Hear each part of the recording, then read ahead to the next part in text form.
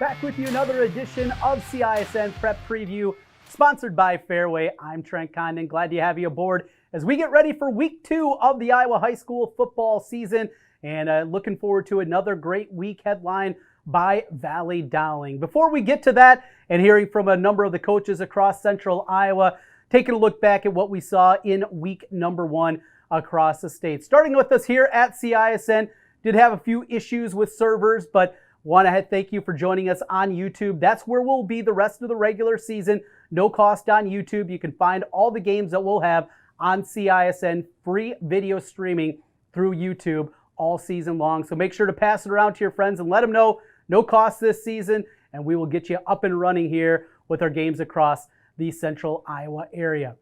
To what we saw in week number 1, and let's start with the rivalry matchup of Ankeny Centennial. Going into that game, a lot of anticipation about this Hawk squad, highly ranked throughout the preseason. A lot of people thought with the addition that they had of Arlen Bruce that this was going to be a team in contention, in conversation for a state championship. Not only did they beat their rival Ankeny Centennial for just the second time since the split, they did it in dominating fashion. First play of the game goes back the other way. A scoop and score for Ankeny Centennial as they got on the board early 6-0 with a defensive touchdown. From there, though, it was all Ankeny Hawks. They did it through the air. They did it on the ground. It was a great performance. Jace Bauer was outstanding, the quarterback for the Hawks. He had 4 touchdowns through the air, a couple of them to Brody Brecht, a couple more to Cade Summers. And you look at that wide receiver crew. You also throw McCullough in the mix. Arlen Bruce not able to play. Didn't matter. That team is incredibly deep. Really, the question mark for the Hawks was going to be the offensive line against a pretty stout Centennial team. Boy, they answered all the questions they had up front in week number 1. I think you put the Hawks now in that top conversation with the other teams across the top level, the Valleys, the Dowlings of the world, in conversation to be to the Unidome this year and a chance at the state championship. Mentioned the aforementioned Valley Tigers, preseason number 1 by many of the publications. And the Tigers got off to a bit of a slow start. It was a rough start for them to begin the season against a very young and talented Des Moines Roosevelt squad. Head coach Mitchell Moore has done a great job with that Roosevelt program. You can see the continued development out of them.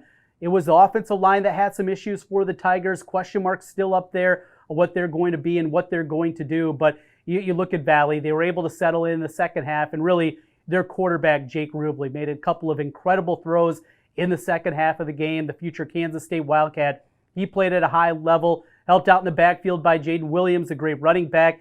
Valley Tigers are going to be able to score this week. Well, it'll be about the defense, and we'll get into that a little bit later on. Mentioned Dowling Catholic, who they'll face here in week number 2, will the Tigers. The Maroons, it took a while for them to get going. It was a tight game at the half. Andy Nola was with them, nip tuck, a late touchdown by Dowling, though, spread it out to a 2-score victory as they won that one 25-14. Couple of different quarterbacks for head coach Tom Wilson. He's done this in the past. Will that be the same this year, or will he be able to settle on the guy? And that's something that we certainly bears watching throughout this season for Dowling Catholic. One thing you know, you look at them in week 1, 2, 3, whatever it is, by the time we flip the calendar into October and into November, you know they're going to be playing great football, and I think you can anticipate that's going to be the case again this year with the Dowling Catholic Maroons. Waukee, nice performance out of them as they faced off against Southeast Polk. Really good matchup on paper coming in, and 2 intriguing teams, I think, going forward, seeing what the upside is going to be. Across the rest of Central Iowa, how about the performance? Ames Fort Dodge, 81-54. Now, we're not talking 8-player football. 81-54, the final in that one. Fort Dodge gets the win at home. Fort Dodge ran for 495 yards in the game. On the other side for the Little Cyclones of Ames, Taman Lipsey, who is an outstanding basketball player, ranked as one of the top 100 players in his class. Well, he's also the quarterback for the football team. He had 8 touchdowns in the game, 5 through the air, 3 on the ground. He did a little bit of everything. Not enough on the defensive side, though, as the Little Cyclones fall there. Johnston-Urbandale, that was another great game on Friday night.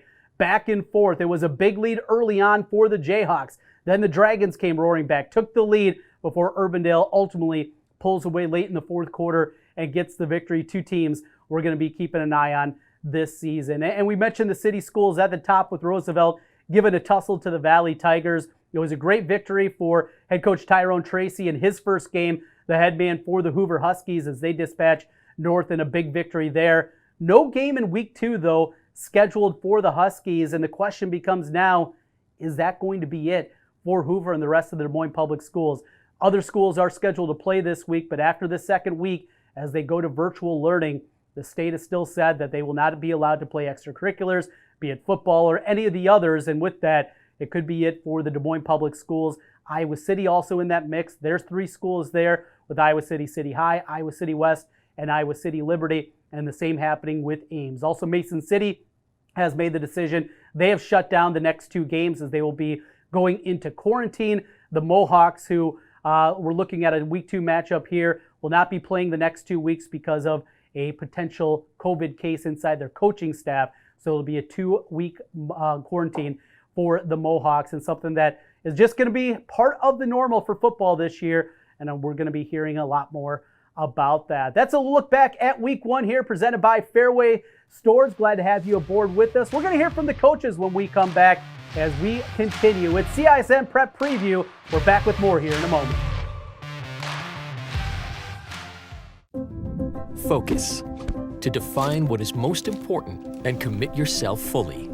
It's why at Fairway, only the best meat makes the cut.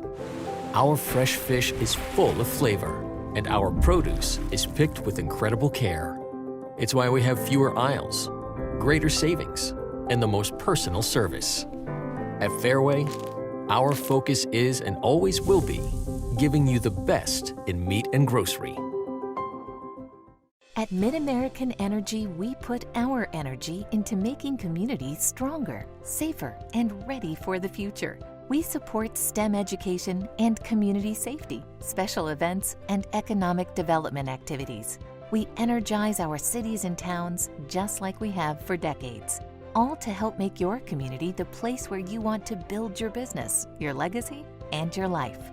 It's another way we're obsessively, relentlessly at your service. Hi, I'm Joe the Car Guy with Westside Auto. I'm excited to tell you about our new lifetime oil change plan. When you purchase our plan, you'll never have to pay for an oil change again. If you get a different car, simply transfer the plan over. If that car's oil needs are different than your original plan, just pay the difference. It couldn't be simpler. You won't have to worry about inflation or prices going up. Give us a call at Westside Auto Pros to get details on the lifetime oil change plan. And remember, when I say lifetime, I mean your lifetime, not just your car's. Central Bank is proud to support the unmatched spirit of sportsmanship and hard work exemplified by our local athletes. We're fans of high school sports and the way the big game and hometown team rally a community. Best of luck to all of today's competitors. Play hard, have fun, and make something great happen. Central Bank, member FDIC.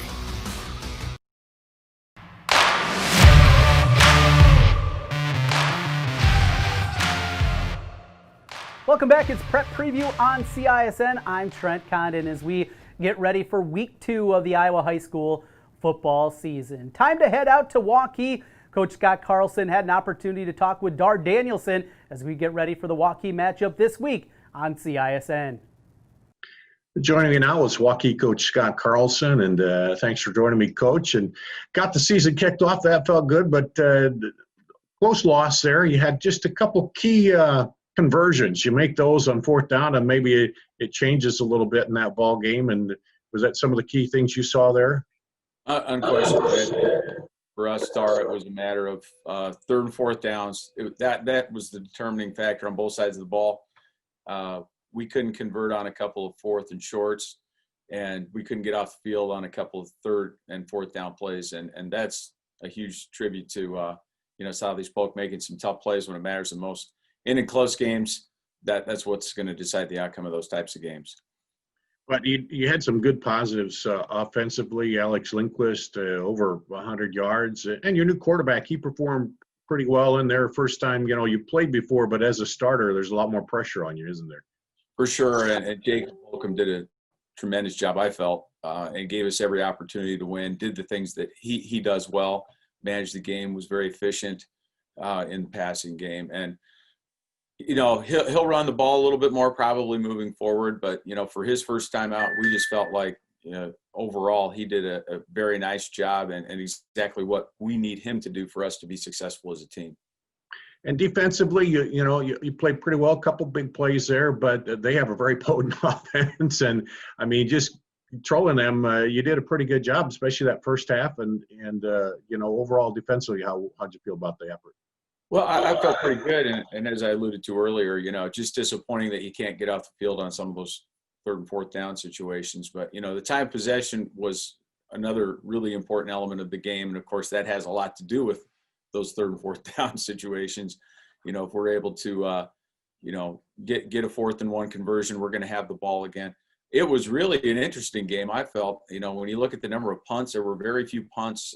Penalties, I thought, for the first game on both sides of the ball were, essentially a pretty well played game. Yeah. And if you look at all of those indicators, you're kind of expecting more points, I would say. But I think that's just kind of the way the game played out. Both teams, it was a bit of a war of attrition, kind of a slugfest, pretty physical up front, and both sides just trying to wear down the opposing defense. And all those things considered, I think, pretty good football game. And talking about playing a good team, got another one coming up here Friday at Ankeny. They won that big rivalry matchup there. And so, offensively, they're really good, a good quarterback, outstanding receiver. And so how do you prepare? As explosive an offense as I think anybody in the state of Iowa is going to see this year, just weapons everywhere. And defensively, a lot, on both sides of the ball, Frankie, lots of team speed, and they're going to challenge you and make you make game speed decisions without a doubt on our offensive side of the ball. So all kinds of challenges all over the field for us on Friday night. You try to do anything special, or you just try to get your assignments down to where they should be when you're playing a team like this?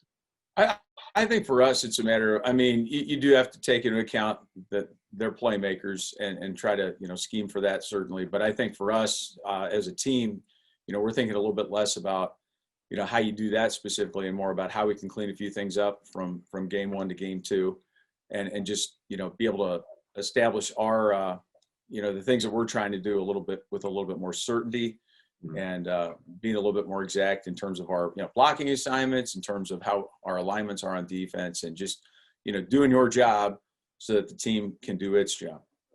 And we talked about the old saying, improvement, but the thing is now you have game tape against another team that's not yourself that you can look at and analyze what you did, don't you?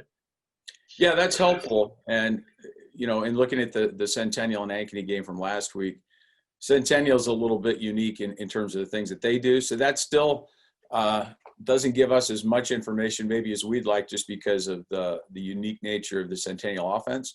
But still, that being said, you do get eyes on personnel, and you do get a sense of who they're trying to feature and the types of things that they're trying to do. And so it does help versus going in blind.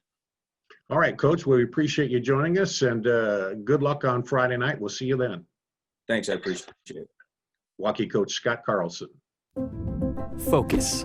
To define what is most important and commit yourself fully. It's why at Fairway, only the best meat makes the cut. Our fresh fish is full of flavor, and our produce is picked with incredible care.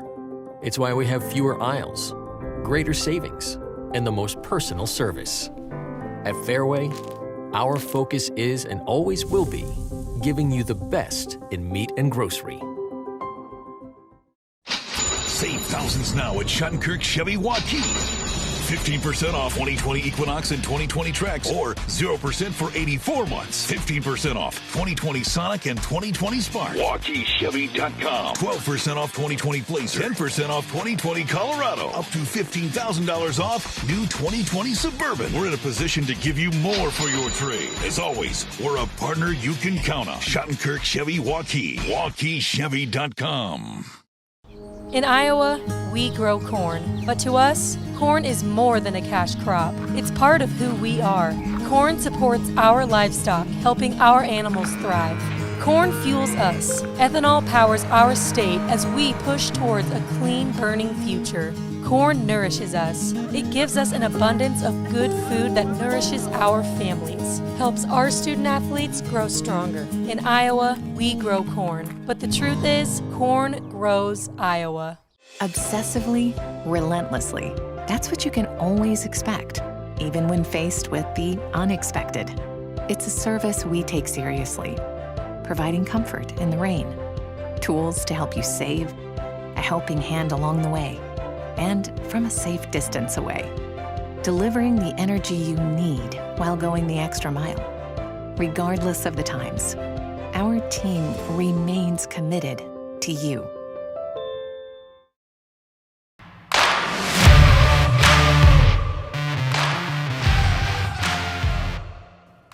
CISM Prep Preview continues, powered by Fairway. I'm Trent Condon. Glad to have you aboard as we get closer and closer to kickoff tonight. Let's take a look at some of the top games, and let's start with that Valley-Dowling matchup. It's one that the rivalry has been immense throughout the years. We've seen Dowling Catholic take control of the series. Not in the regular season. Valley has got them 3 different times during this 7-year championship run from the Maroons, but come playoff time, it's been Dowling Catholic each and every time. Hearing from Coach Swenson a little bit earlier and him talking about the matchup, he talked about his offense a lot and what they were able to do in week 1, really settling in. Jake Rubley, getting his feet underneath him at that quarterback position. You look at a couple of the throws that he made against Roosevelt in the 40-20 win. He has all the tools that you're looking for, but had a whole lot of pressure at his feet. And I think that's something that is really concerning from the Valley perspective, what that offensive line is going to do against an always very physical, stout front 7 from Dowling Catholic. If the offensive line can give a little bit of time to Rubley and give Williams a little bit of running room, I think the advantage, at least offensively, is on the side of the Valley Tiger. The concern comes over on that other side, too, what Dowling Catholic's going to look like offensively. Playing different quarterbacks as they did a week ago, 3 different guys ultimately threw passes in that game for Dowling Catholic. Is this the week that Coach Wilson is going to try to just settle on one quarterback, or is it going to be that system, the 2-quarterback system that we've seen them utilize a little bit in the past? That's one to keep an eye on. Coach Swenson said he anticipates this is going to be low scoring, slugfest, maybe a little bit ugly at times. I think you can see that, and then we saw really pieces of that in week number 1. Remember, though these young men have been practicing, they've been getting ready for the season as they normally do, there just hasn't been the same amount of practice time that we've seen in past seasons. Everything has been so disjointed. Individual programs have had practices cut down. You've also seen they haven't been able to do the same kind of work inside those practices that they have. Social distancing, that's a part of it. Position groups separating at different times, and you just don't see the same kind of cohesion I think you normally do with this one. I think low scoring Coach Swenson maybe going to be onto something for that matchup. How about Waukee and Ankeny? After the performance the Hawks had in week number 1 against their crosstown rival, the Centennial Jaguars. This team is as high-powered offensively as anybody that they're going to find. But really, I think you're going to see a step up here, what they're going to have to do defensively. Waukee has speed all over the place. Aaron Smith is as fast as anybody that you're going to find in Central Iowa. He's a track star. He does it on the football field. What can Ankeny do defensively to slow him down? Going to be a big key. On the other side, Coach Carlson, he's got to figure out what they're going to do against that high-powered attack of Ankeny. And what Ankeny can do as we await the decision, will Arlen Bruce be able to play a wide receiver? They'll play him in the slot. They'll probably handle the ball a few times if he is eligible. That's going to create yet another wrinkle that Waukee has to prepare for this week. I walked away week 1 as impressed by anybody as it was with the Ankeny Hawks, and we'll see if they can continue that here week 2 against Waukee. Another intriguing one was Southeast Polk and Ankeny Centennial. Can Coach Bizzetti and company get that team off the mat after a 48-6 loss to your rival? It's one thing to lose a rivalry game. It's another to lose it in that fashion. What's practice been like this week for the Centennial Jaguars? I'm going to guess not a lot of fun for those young players out there. Coach Bizzetti, he's had things to say. Both Jerry and his son have done a great job in that Centennial program as a whole, but now they're looking to bounce back. Played a lot of young guys, a lot of sophomores played in that game against Ankeny in week number 1, and that development you really see accelerate just from week 1 to week 2 for those younger guys. Getting their feet underneath them, getting settled in for the first time at the varsity level. We'll see if that's going to be a step up for the Ankeny Centennial Jaguars. On the other side for Southeast Polk, the Rams, they have D1 athletes up and down the field. They also dealt with their own circumstances with one of their players, transfer players, not being eligible to play in the week 1 game. We await decisions on that also. But Southeast Polk has his talent. Xavier Nwankpa is as talented of players you're going to find. He's a high-level athlete. Daly at the quarterback position. A lot of good pieces there for Southeast Polk, and one that both these teams feel like they need to get on the right side of things in week 2. I think that one should be a lot of fun. Just some of the games we're keeping an eye on here in week number 2. It continues with more than just that, though.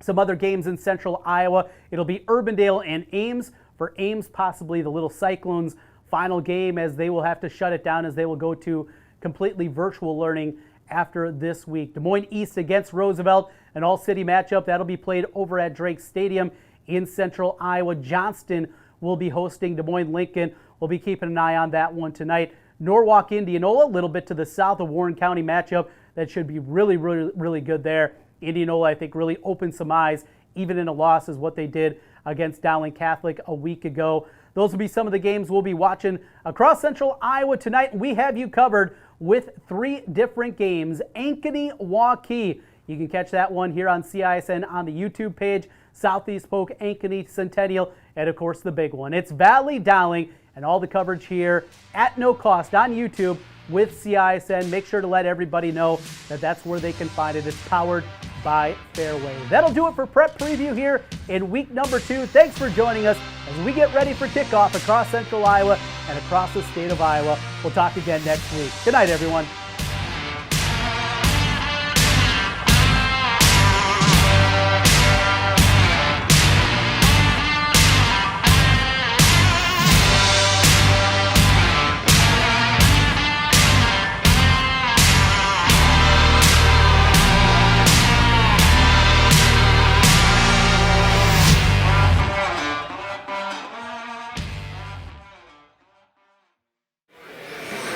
Good evening and welcome to Waukee High School on CISN.TV. Dar Danielson with you this evening as we get ready for number 10 Waukee hosting number 2 Ankeny here at Waukee Stadium. Waukee lost a close one to Southeast Polk last week while Ankeny beat crosstown rival Centennial, and it was one of the first victories they've had over them in quite a while. Just the second time that they've beaten Centennial since the two schools split up, and the first time since 2015 that they won. So they're coming in here off the high. They have a high-flying offense. Waukee is coming in here trying to hope to get past a couple things that hurt them last week, a couple fourth down conversions they didn't make. And so to make those, maybe they score a few more points, maybe they go on and win the ball game. But we'll talk about that a little bit later on, and Eric Zamora will be joining me at Ankeny, right in behind West Des Moines Valley. Valley, of course, playing number 3 Dowling Catholic tonight, so there could be a little bit of a shake-up at the top there depending on how this works out.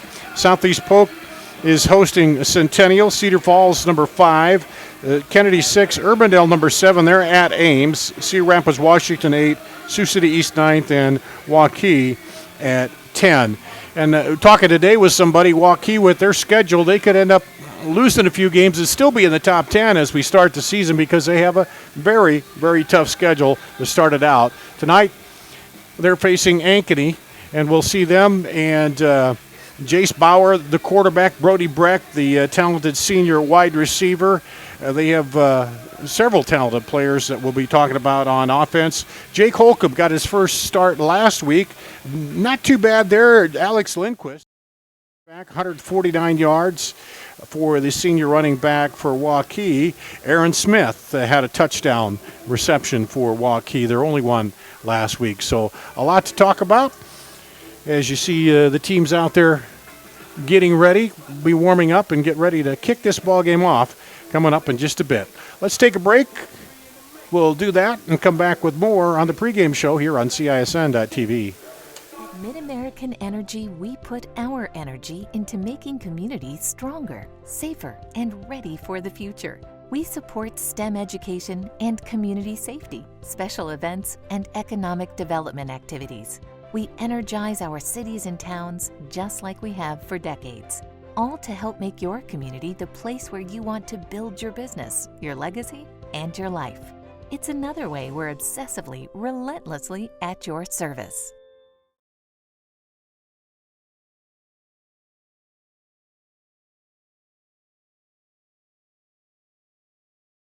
Hi, I'm Joe the Car Guy with Westside Auto. I'm excited to tell you about our new lifetime oil change plan. When you purchase our plan, you'll never have to pay for an oil change again. If you get a different car, simply transfer the plan over. If that car's oil needs are different than your original plan, just pay the difference. It couldn't be simpler. You won't have to worry about inflation or prices going up. Give us a call at Westside Auto Pros to get details on the lifetime oil change plan. And remember, when I say lifetime, I mean your lifetime, not just your car's. Save thousands now at Schottenkirk Chevy Waukee. 15% off 2020 Equinox and 2020 Trax, or 0% for 84 months. 15% off 2020 Sonic and 2020 Spark. WaukeeChevy.com. 12% off 2020 Blazer. 10% off 2020 Colorado. Up to $15,000 off new 2020 Suburban. We're in a position to give you more for your trade. As always, we're a partner you can count on. Schottenkirk Chevy Waukee. WaukeeChevy.com. Hi, I'm Chris from Fireplace Superstore, and this has been a crazy year. We might just run out of furniture, but we still have a great selection right now. We have wicker, we have fire pits, we have poly, and if you want something for your deck this year, you should come see us right now.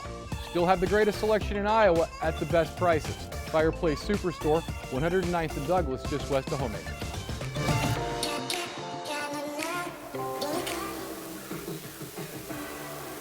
Back here at Waukee High School, Dar Danielson with you, getting ready for the kickoff of Ankeny and Waukee.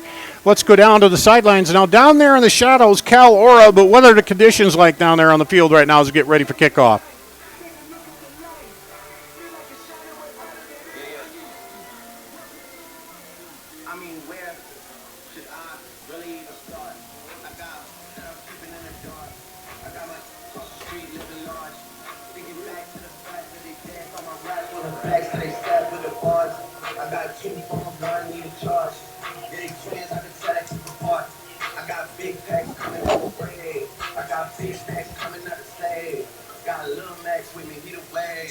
All right, thank you, Cal. And you kind of see the flags fluttering a little bit there. The band is out. Well, they'll be ready to play in just a bit. Ladies and gentlemen, welcome to Waukee Stadium. And varsity football game between the Ankeny Hawks and your home team, the Waukee Warriors. Eric Zamora joining me here. We'll be talking a little bit more about these teams. Let's first take a break. We'll come back right after this. Save thousands now at Schottenkirk Chevy Waukee. 15% off 2020 Equinox and 2020 Trax, or 0% for 84 months. 15% off 2020 Sonic and 2020 Spark. WaukeeChevy.com. 12% off 2020 Blazer. 10% off 2020 Colorado. Up to $15,000 off new 2020 Suburban. We're in a position to give you more for your trade. As always, we're a partner you can count on. Schottenkirk Chevy Waukee. WaukeeChevy.com. Obsessively, relentlessly. That's what you can always expect, even when faced with the unexpected. It's a service we take seriously, providing comfort in the rain, tools to help you save, a helping hand along the way, and from a safe distance away, delivering the energy you need while going the extra mile. Regardless of the times, our team remains committed to you. Hi, I'm Joe the Car Guy with Westside Auto. Without question, the COVID-19 pandemic created many disruptive changes in our lives. Some of us got sick, jobs and income were compromised, it was difficult to even spend time with family and friends. But one thing hasn't changed, and that's Westside Auto Pro's commitment to quality service, and that will never change. We're here to make sure you get maximum performance and reliability from your vehicle. So as we all move forward, keep Westside Auto Pros in mind. You've been through enough. We'll make sure your car is the least of your worries. We might not always know what the day will bring, but some things are certain. The sun will rise and your lights will go on. That's because at Mid-American Energy, we're obsessively, relentlessly committed to providing you energy when and where you need it, to connecting with you and keeping our communities safe and strong. Because the most important thing we put our energy into is you. We're obsessively, relentlessly at your service. And the Waukee Band playing here at Waukee Stadium on CISN.TV. Dar Danielson with you, alongside Eric Zamora, getting ready for number 10 Waukee, hosting number 2 Ankeny. And a lot of the talk, Eric, last week about how Arlen Bruce was ineligible for Ankeny, but turns out that didn't make much difference against their crosstown rival Ankeny Centennial. they showed they have a lot of weapons as it is. When he joins them, if he ever does get a chance to join them, he's going to be a good addition. But right now, it doesn't appear like they need too much help. No, and certainly for the Waukee squad, as we're going to be broadcasting the home games for the Warriors all season long, here's a phrase that we can go ahead and get used to saying. Waukee with another tough matchup, as they have got the #1 ranked schedule, and it just doesn't get any easier as you look up and down the schedule. Southeast Polk coming in. Southeast Polk was a team that I know a lot of people kind of had in that mindset of kind of being a dark horse. There's nothing dark about Ankeny. They're out in the light. Everybody knows what they bring to the table. Yeah. And because of that, I think that Ankeny's composed in a way where we expected the Ankeny Centennial game, at least myself and a lot of people I know, expected that to be a closer contest. And quite honestly, I don't think that score is indicative of what Ankeny Centennial can bring to the table. We'll find out this Warriors squad will what the Jaguars can do next week. However, I think it's one of those situations where if you let this Hawks team catch a couple of breaks, they can really run it up on you. Oh, they can run away from you fast. And I think just looking at the scores, and I look across no matter what class you're in, this was week 1 of a COVID season, and everything is just a little out of kilter. Week 1s are normally can be a little crazy, but last week just a little bit crazier. Everybody happy to play. I'm happy to broadcast. We're all happy to be back. And some teams are going to have to sit out. We know we got the Des Moines school system. They're waiting a court ruling on Tuesday to see what happens with their sports. If that doesn't go their way and they decide to stay, online, they're going to shut everything down there. So, it's a cliche, but these players, I think, have realized no game is a given right now, and we're going to see a lot of stuff where, everybody gives their all out there. And talking with Coach Scott Carlson in the pregame, he said, we had just a couple plays here or there on offense. We get that first down on 4th, and maybe that makes a difference, So they lost a close game. They faced another tough opponent, but they also have a very good squad. Well, certainly. It was a squad, the Southeast Polk squad, that was actually trailing to the Warriors 10-7 at the half. And as you talked about, head coach Scott Carlson saying that really the game 3rd and 4th down where they weren't able to extend the drive. On the other side, there were a couple of times where they just needed to get off the field and weren't able to. But he talked about how he was a little surprised and pleasantly that the game went as well as it did last week, in the sense of you had two teams who were first game of the year, COVID going on, and yet no true turnovers. We had one off of special teams, but the offenses didn't turn the ball over, and it was a game that didn't see a lot of penalties. So I think right now the Warriors squad really feels like they've got a lot of things going, and if they can just fine-tune one or two things, they're right in there. And I think the offenses we get talked about a lot for these two teams because they can be high-scoring, but they have some good defenses on both sides of the ball, both teams too, don't they? They certainly do, and in fact, one of the signs that you can tell that this Waukee Warriors squad is really not in any sort of panic mode after starting out the season with a loss, and also good to see that they're of good health, is that it looked like just one change defensively going with the same lineup offensively. Mm-hmm. Consistency is going to be a key in every high school season, but particularly with so many other things changing, the more you can build some sort of consistency and normalcy from week to week, game to game, the better off you're going to be. And when it comes down to it, the hallmark of Dowling and their run at 7 titles is those two lines where they don't have guys that play in both ways. They wear you down to the end of the season. And a lot of these teams, they have two-way players. Both these teams will have two-way players here.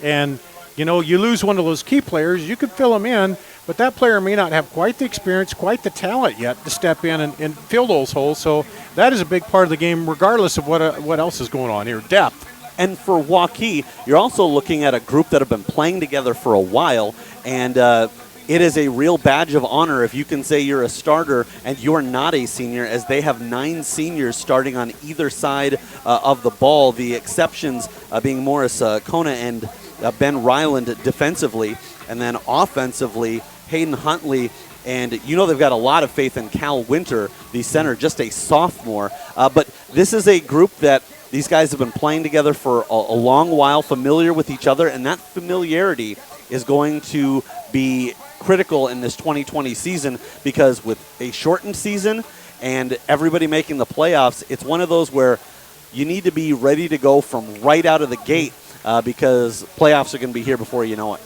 Talking about, we talked a lot last week about Jake Holcomb coming in and replacing a 3-year starter, and he not a bad game, not a outstanding. It was a good first game, good start for him. 10 of 18, 136 yards and a TD.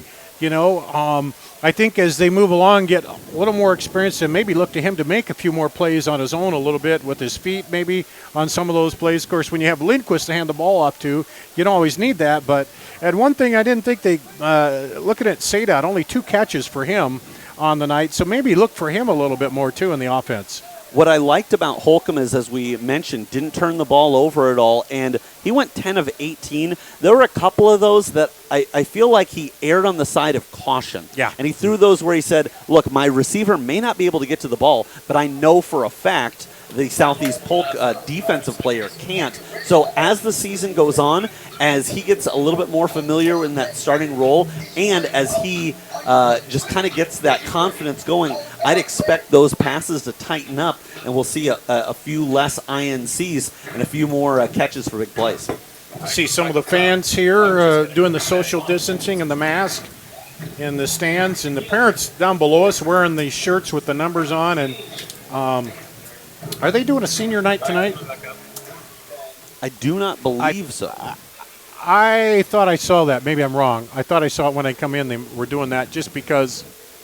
But I don't know. We'll see. We'll figure that out. But clock running down here, about ready for the start of kickoff. Let's do this. Let's take one final break. We'll do that. We'll come back with more after this on CISN.TV.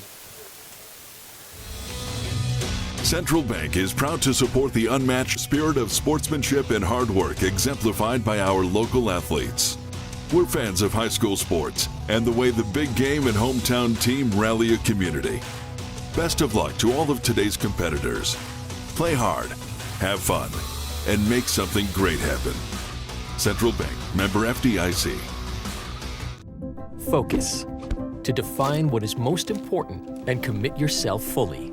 It's why at Fairway, only the best meat makes the cut. Our fresh fish is full of flavor, and our produce is picked with incredible care. It's why we have fewer aisles, greater savings, and the most personal service. At Fairway, our focus is and always will be giving you the best. Mother's Pizza's Autumn Feast. A medium specialty pizza, a medium pepperoni pizza, and my new caramel apple streusel with Twix candy pieces. Get yours today.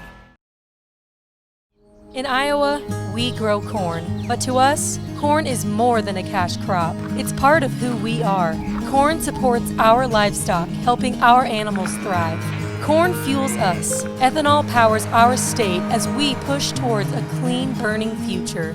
Corn nourishes us. It gives us an abundance of good food that nourishes our families, helps our student athletes grow stronger. In Iowa, we grow corn. But the truth is, here corn comes Waukee grows in, ready to get this kicked off. The change of uniforms tonight in the black uniforms with the white lettering, which I was glad to see, Eric. Those purple ones with the purple lettering got a little hard after the sun went down and we're under stadium lights. I'm thinking the white numbers are going to be a little bit easier for us to pick out here tonight. Yeah, they were wearing kind of those, as the kids say, the charcoal jerseys, and yeah, I agree. A little bit more pop here. Not that anybody ever asked the broadcasters their opinions on the uniforms, yeah. Uniforms, and it's not a fashion thing at all. It's you just want some nice contrast, so that way the 8 and the 9 are easier to differentiate. So that we can see what's going on here. And I was watching. I didn't see if they did the ceremonial toss to determine who goes where yet, but they will.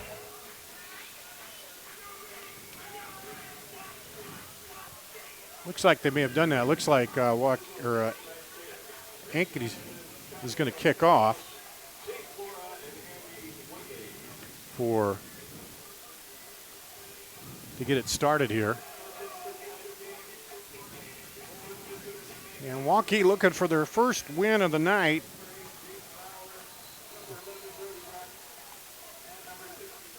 First win of the season, I should say, after one game. Max Pelham will kick it off here for Ankeny. Back deep, Aaron Smith, Joe Morrison, and Alex Lindquist.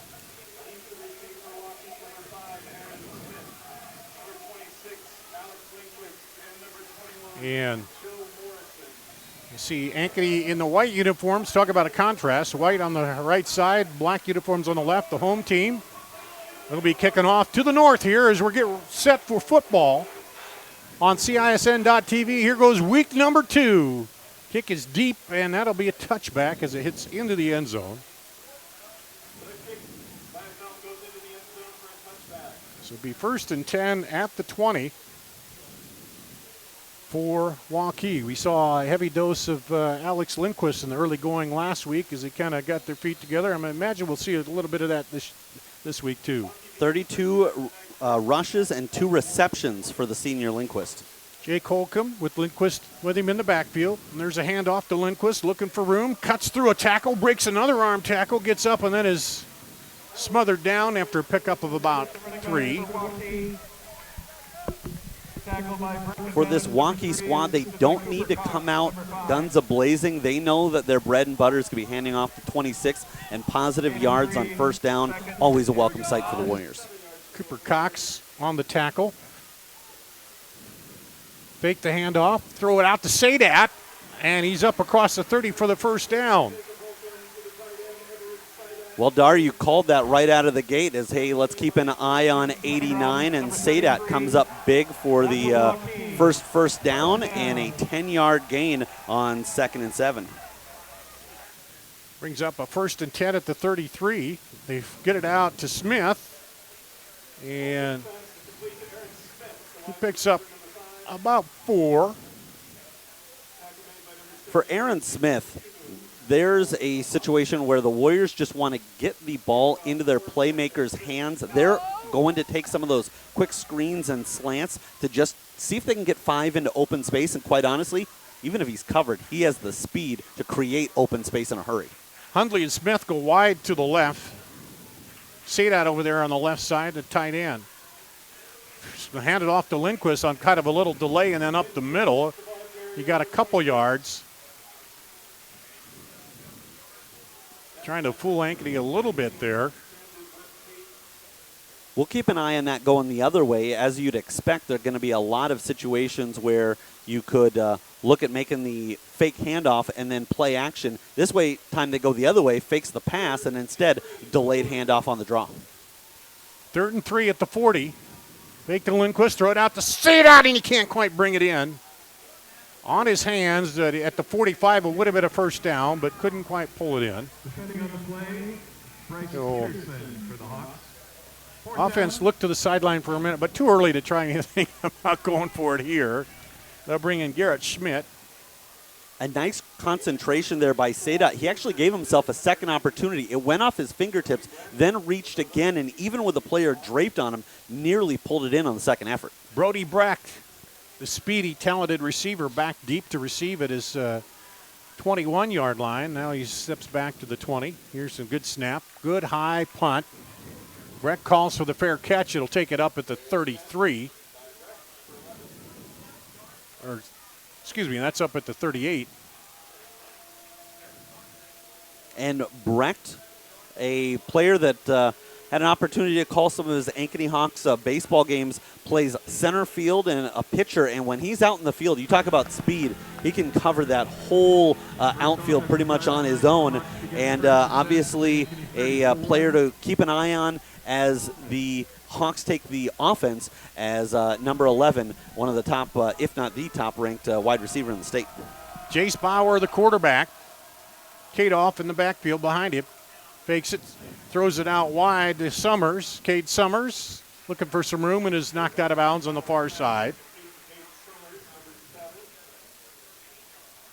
And Summers actually had a whale of a game last week, just 3 receptions, but pulled him in for 119 yards and 2 touchdowns, including going 60 on one of them.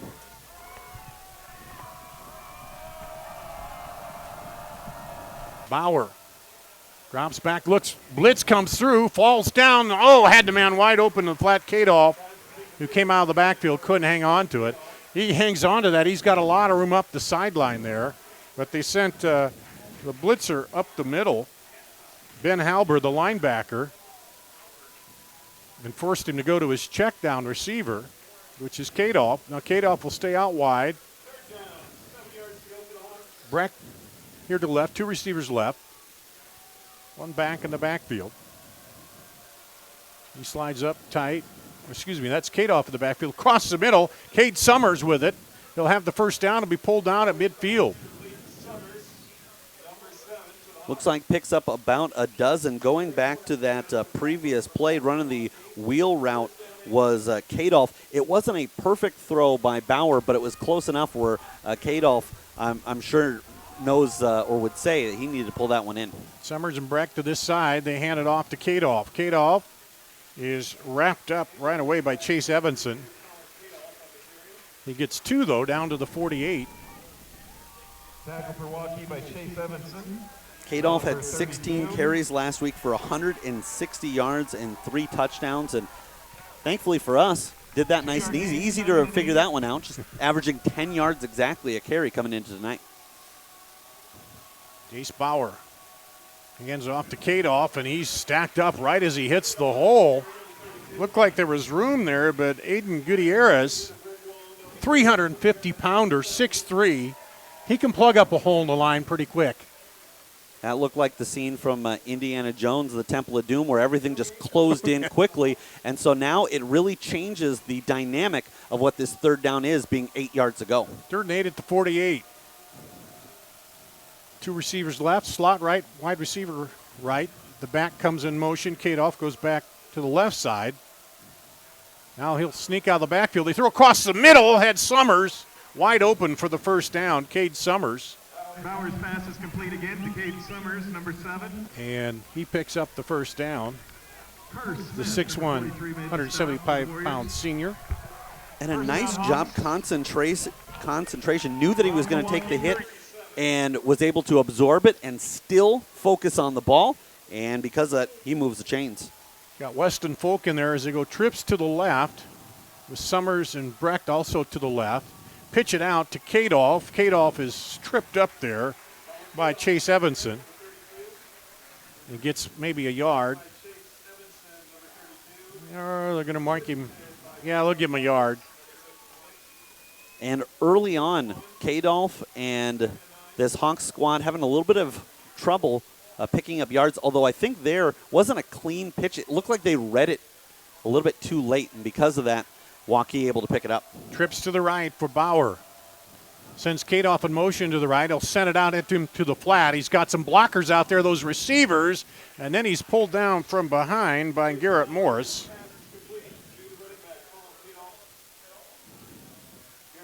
Pickup of about 7 down to the 29-yard line.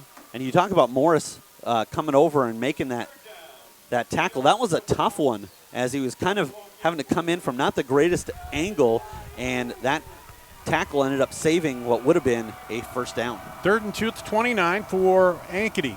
Opening drive here. Hand off, and he just got in through the hole, and they pulled him down from behind Joe Morrison. The safety came in. And Halber also in there, the linebacker. So 4th and 3 here. They got what wind there is to their back as the flags are blowing to the north, but it looks like they're going to go for it here. They're lining up to go for it anyway. Kind of in that no man's land. You don't want to kick a field goal, not a lot to be gained by punting. Brecht and Summers to the left, Cade off the back. He comes up right next to Bauer. Fakes it to him. Dropping back, looking, hits the tight end. Right there, Weston Folk, the senior, and he gets the first down. One thing I'm impressed with Jace Bauer, he's had time to throw, but he's back there and he looks like he surveys the field, looks at all of his options to pick the right choice so far early going. That's going to come to fruition in a couple of different ways. One, it's going to keep the defense honest. They're really not able to key in on one guy. And two, he might have a plan A or a plan B, but because he's really looking around the field, he can find other options for better pickups. 1st and 10 at the 22. Fakes the handoff, throws it out there for a little mini screen with Brody Breck up ahead blocking for Summers. And they get 3 yards out of that. Or, well, a little more than that. They get it down to the 19, so 4. Call it a pickup of 4. Looking for the bubble screen there, and Breck did the right thing, getting out and trying to get a block. Unfortunately for him, 2 Warriors converging, is only able to pick up the 1. Summers, McCullough wide to the right, Breck to the left. Kate off the back, comes right up next to Bauer. Gives him the handoff, and he is hit and brought right down as he circles around to the line of scrimmage. Pulled down quickly by Chase Evanson. The senior linebacker has been busy in the early going on this drive. And for Waukee, you can't be anything more than thrilled right now with the fact that through 5 carries, Kadolf only has 2 yards rushing. I think the Hawks thought it would be a little bit easier to run on this Waukee defense. That's not proving so far. Yeah, he put up $160 and 3 TDs last week. Dropping back, looking, throwing out on the flat. Has Kadolf. Kadolf breaks the tackle and then is pounded out of bounds, although I think he stepped out there at the 10. And it'll be a first down. And the way they're marked, I think right at the 10, so it'll be a first and goal situation here. And as if he heard us saying that, he said, well, I'll show you guys. But quite honestly, that's the thing with the Ankeny offense is they can come at you at a plethora of ways, and they've been using it with those screens to the outside. They put Summers kind of the slot on the right side. Hand off, looking for room up the middle, slides through a gap, somehow spins around, backs in, down to about the 4.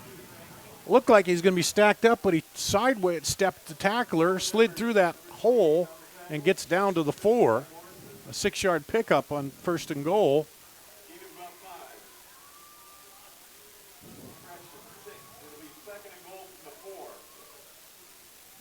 First drive for Ankeny. They forced a punt for Waukee on their first drive. So 2nd and 4, second goal at the 4 for Ankeny. Bring a fullback in now. Quad. They go for the fade to Brecht, and it's defended well over there. Smith. Aaron Smith plays receiver and defensive back, so he knows well what to do on both sides of the ball when that fade's coming.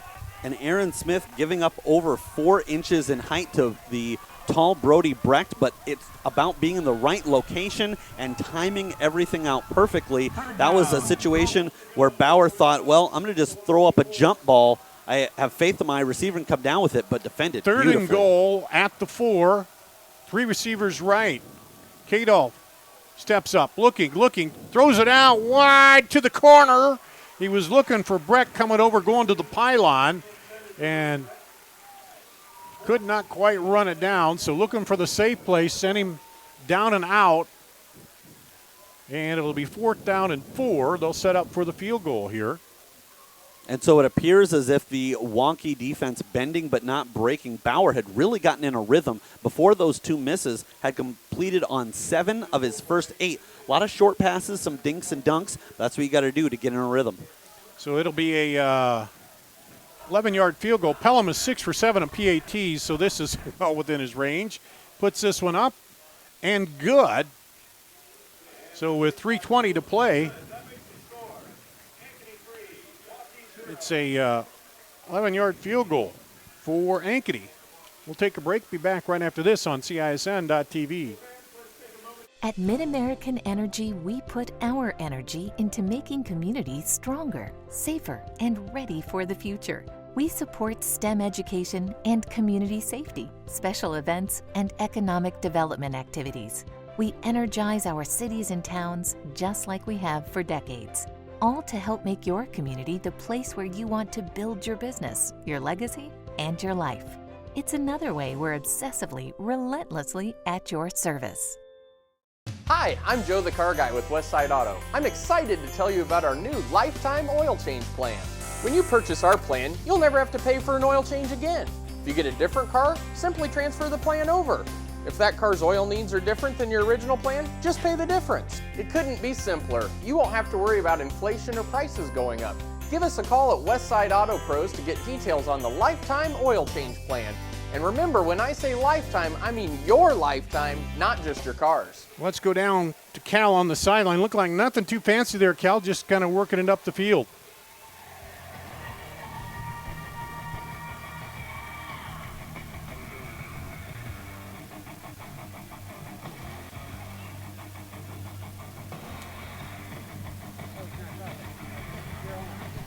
Okay, Waukee able to do what they thought they wanted to do, is slow Ankeny down and made him grind out the play. So Scott Carlson has to be happy with his defense, and now they go back on offense, and they look pretty good at that.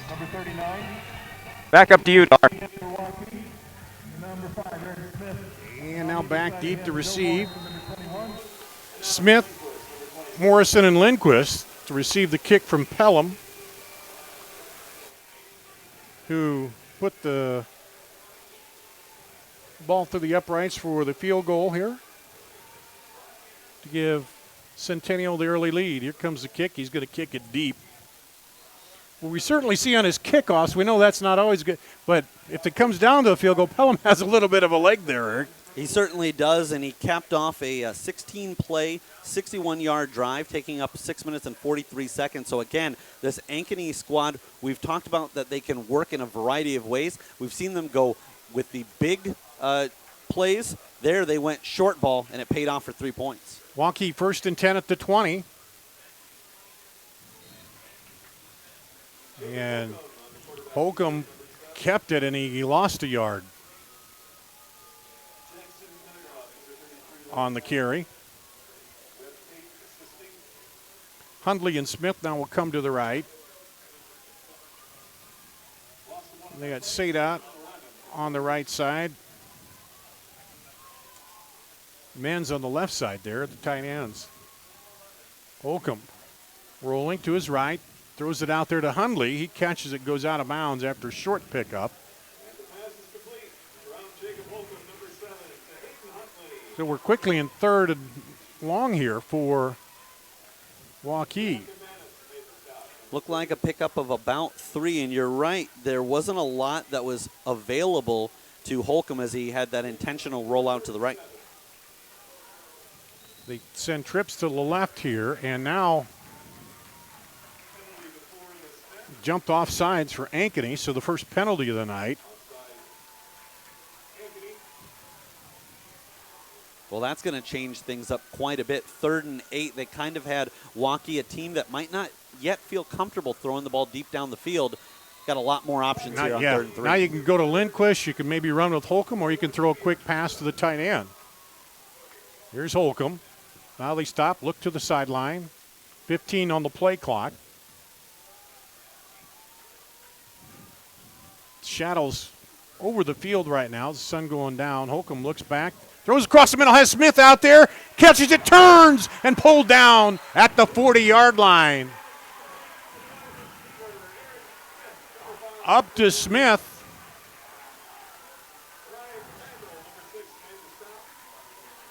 Fantastic job by Smith. First he had to beat his man in coverage, then with a safety coming over, spun, and then was able to still catch it in stride and keep rolling and pick up a few yards after the catch. What was that, about 43 yards or so? I think it was a 33-yard reception. 33. Fake to Lindquist, and here comes Holcomb right up the middle. And Holcomb almost underthrew that a little bit. Smith had to wait, as you said. But you mentioned it last week. There's nobody better, it seems, is coming to the ball and knowing how to set up and make that catch. And Holcomb's confidence, both rushing and passing, are going to build off of each other. There, after that big completion, no surprise, is able to pick up 6 on first down. Waukee 2nd and 4 now at the 36.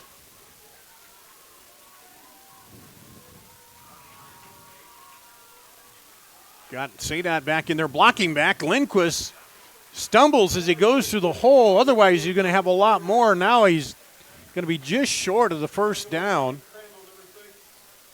But he just stumbled as he got through the line. Otherwise, he might have had another 5-6 yards there. As it is, it'll be 3rd and 1 at the 30. Yeah, that's going to be one where the Warriors were Warriors fans probably thinking that he had gotten the first down, but definitely his knee went down early. 3rd and 1, they crowd the line. Down the line, handoff to Lindquist, and he's smothered on the blitz there. As Jackson Penningroth was in there. And Brecken Manis nearly broke up that play before the handoff even. He was waiting for the exchange over, but Manis stepping up as a linebacker and really disrupting that play before it ever had a chance of developing. Well, it looks like, well, they can't run the clock down for the quarter here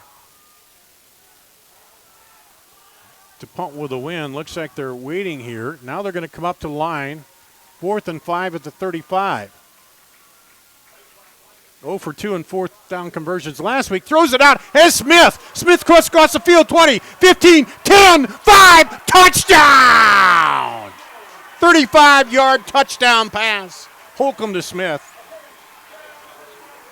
And so the Warriors are going to take the lead, and obviously we can look at what Smith was doing as he was able to get in the open and then curl around, but a fantastic job blocking in the corner by Lindholm, who was downfield, and making sure that that cornerback didn't cut him off at about the 5. I think Ankeny was confused as to whether they're going to kick the field goal or they're going to try to let, for a minute I thought they're going to let the clock run down, but there was a difference between the play clock and the game clock, and then they kind of waited, and then they got up to the line and had the right play called, and it's a touchdown. Waukee goes ahead.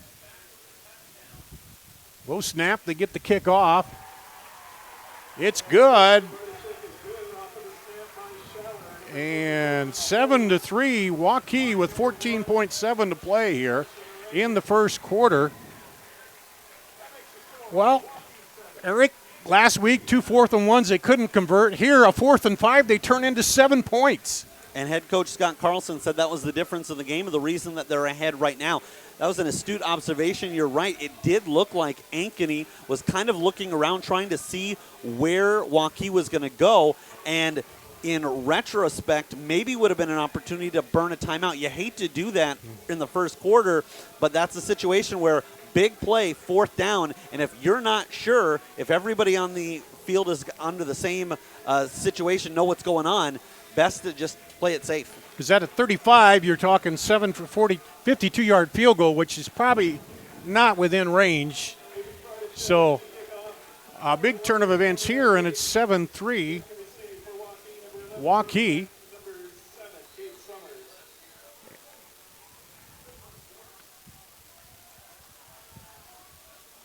And Barticek set to kick it off here for Waukee. He'll kick it a little short this time, keep it away from Breck, taking it about the 20 and pushed out of bounds at the 24. So that didn't work out too badly for Waukee to kick it short. Weston Folk takes it. And we still have 11 and a half seconds to go here in the first quarter. A lot of action in these last 3.5 minutes as Ankeny scored the field goal, and then Waukee comes back and gets the touchdown. And it's kind of the opposite of what you were expecting. You were thinking that Waukee's probably going to go with that slow and steady attack kinda, yeah. and going with shorter gains. Meanwhile, it was Waukee who was airing it out, and it was Ankeny who was picking up 4 or 5 yards at a time. Breck to the left, 2 receivers to the right. Single back there for Bauer. He keeps it himself, goes over the right side, has some room across the 35, 40, and pushed out of bounds at the 45-yard line. Looks like a 21-yard carry for Bauer, and we always talk about in baseball your shortstops and pitchers are going to be the most athletic. Well, what do you expect? Bauer, a shortstop when he's not on the mound in baseball, and here under center, And that's that dual threat that's really going to cause matchup issues, though it looks like he stepped out of bounds just before where we thought, back at the 43. 3 seconds left on the clock in the first quarter. There's a handoff, looking for room. Kadoff, and he gets pulled down after a pickup of about 3. That'll be the end of the first half. We'll come back with the second quarter. Waukee up 7-3 here on CISN.TV. Save thousands now at Schottenkirk Chevy Waukee. 15% off 2020 Equinox and 2020 Trax, or 0% for 84 months. 15% off 2020 Sonic and 2020 Spark. WaukeeChevy.com. 12% off 2020 Blazer. 10% off 2020 Colorado. Up to $15,000 off new 2020 Suburban. We're in a position to give you more for your trade. As always, we're a partner you can count on. Schottenkirk Chevy Waukee. WaukeeChevy.com.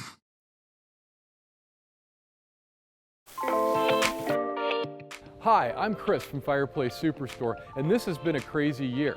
We might just run out of furniture, but we still have a great selection right now. We have wicker, we have fire pits, we have poly, and if you want something for your deck this year, you should come see us right now. Still have the greatest selection in Iowa at the best prices. Fireplace Superstore, 109th and Douglas, just west of Homemaker.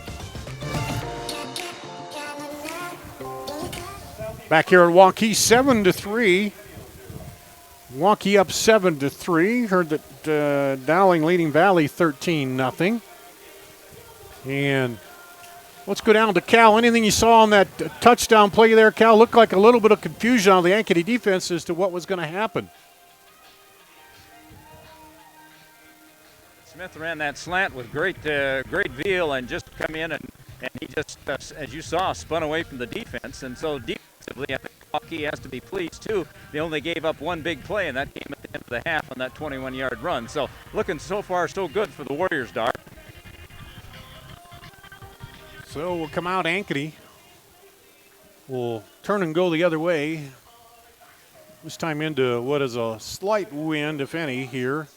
2nd and 7 at the 46 as we start the second quarter. Bauer with Kadoff. Fakes the Kadoff, looking for his tight end, looking, and then he's sacked. Dragged down by Caleb Paulus. He was looking and looking out there for his tight end Folk, but they had him covered and they just nowhere to go with it. And that's the old coverage sack, Eric. And Paulus, the lone player for Waukee with a sack last week, also led the team last week with 2 tackles for losses, and he picks up right where he left off. Makes it 3rd and 10 at the 43. Loss of 3. Dropping straight back, looking on the blitz, Paulus, and they're going to bring him down. They'll get back to the line of scrimmage, but Paulus got through there again and forced him to scramble up the middle, and he's tackled for a pickup of about 2, or maybe 1. 4th and 9 at the 44. Well, a little momentum out of the old Waukee Warriors right now after that touchdown play.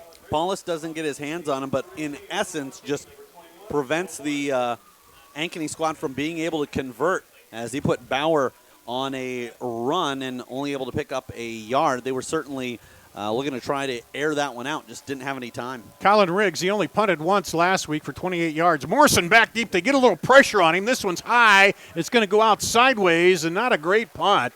It's going to go out up around the 40. Let's see, he's going to keep it up the 41-yard line. So great field position for Waukee to take over after the punt. And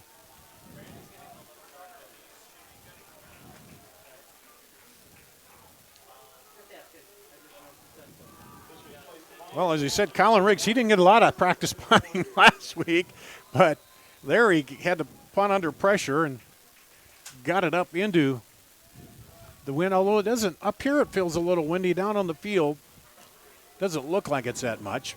Here comes Jacob Holcomb. Single back Lindquist behind him in that eye.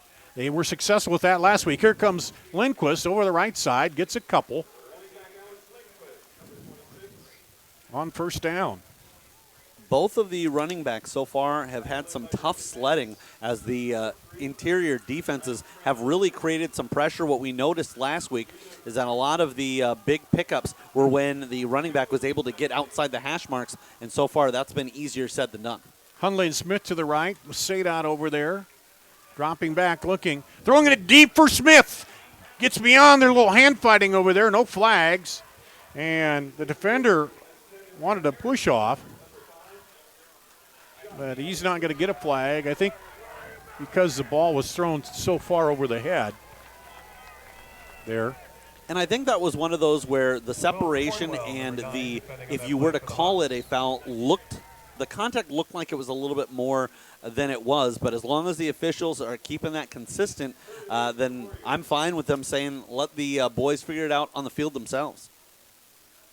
3rd and 9, we'll call it, at the 42 for Waukee. Rolling under pressure, throws it out there. Oh, he's looking for Smith. And just a little off, threw it in the right place, but Smith could just not quite get to it, ran out of real estate over there, but not a bad play. Didn't turn it over. Now they should be able to flip the field position with a good punt here. And Holcomb, even though he doesn't come up with that, has got to feel confident after he rolls out to his left. Pressure from either side, and knew that he was taking a hit, stuck in there, and gave the play an opportunity to stay alive. They weren't able to come up with it, but they gave it a good run there in tough circumstances. Kadolf and Breck back to receive the punt with some pressure. Bounces, and it's going to roll, a Waukee roll all the way down and out of bounds about the 7-yard line, 7 or 8.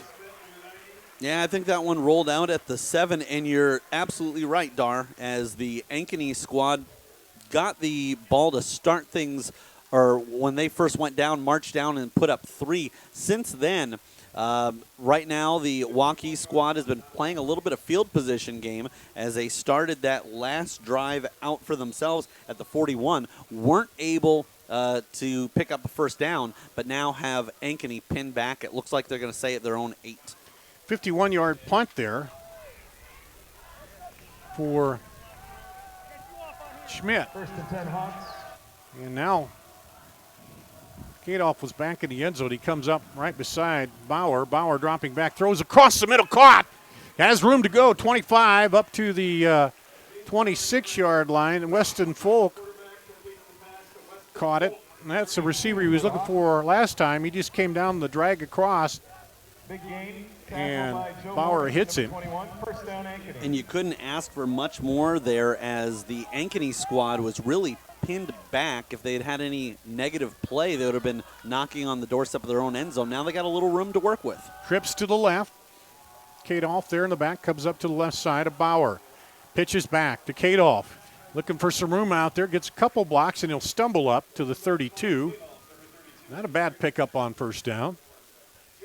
Oh, looks like he'll pick up about half the yards needed, and a nice job there as he cut out to the left, kind of bounced off of a player and was still able to spring forward for another yard or 2. Garrett Morris on the tackle. Brady McCullough comes wide here to the right side. Breck to the left. And Summers there in the slot. He moves Kadolf up right next to him. Now come down the line looking to run. Sticks his head in there, and he's going to get close to a first down. He may have it. Yep, he does. They're going to move the sticks. Chase Bauer with the carry. Picks up the first down. And while Bauer's going to get a lot of notice for his completion percentage last week, going over 200 yards through the air, but don't forget, 62 yards on 6 carries last week as well. Didn't have to do it a lot, but that's always a threat with number 8 in the backfield. Moves Kadolf up to his left. Looking outside, going deep. Down the field, nice catch. McCullough makes the catch out there. And Mukhtar thought he got pushed off to make the catch. Mukhtar on the defense, he got up right away and said, hey, there's a push off there, but no flags down. It's a 1st and 10 for Ankeny at the 27. 51 yard. And McCullough really laying out for that one as he was able to pull it only because he dove for that ball. Jace Bauer with Kadolf. Fakes it. Now he'll go to the right. He's got some blocking there. Cuts it up inside and is pulled down at the 20.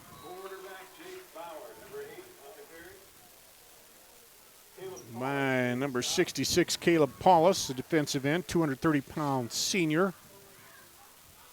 And just a couple of plays ago, Ankeny starting out this drive at their own 8-yard line, and they've quickly marched down the field. They're already in the red zone. 2nd and 3 at the 20. Kadolf moves up to the left to Bauer. Bauer drops straight back. Looking for the fade again. Over to Brecht, and he throws it a little deep. Good coverage by Smith again. Looked like Brecht was going to try to come into the post, and then he threw the ball outside. He went back outside, but Bauer threw it deep enough that it wasn't going to get picked off. And for Bauer, he's had only 4 misses so far out of 12 attempts, but 3 of those have been looking for Brecht in the end zone. So we talked about Waukee bending but not breaking. They've been standing up at the most important part of the field. Brecht and Summers wide to the left, McCullough to the right. Looking, McCullough cutting across on the slant. They got him, and he's got the first down. Just a quick up slant in for McCullough. And pitch and catch, and it's a 1st and goal at the 6. And a fantastic job pressuring. It looked like Paulus was going to get there in time to hit Bauer before he even got the ball off. Instead, it's a 14-yard completion down to the 6. Dowling up on Valley 13-0 here in the 2nd quarter. And that's also the same score that Centennial right now trailing Southeast Polk. Ankeny looking to go up. They got Breck wide to the left. Smith is out there on him. The handoff right up the middle and stacked up in there.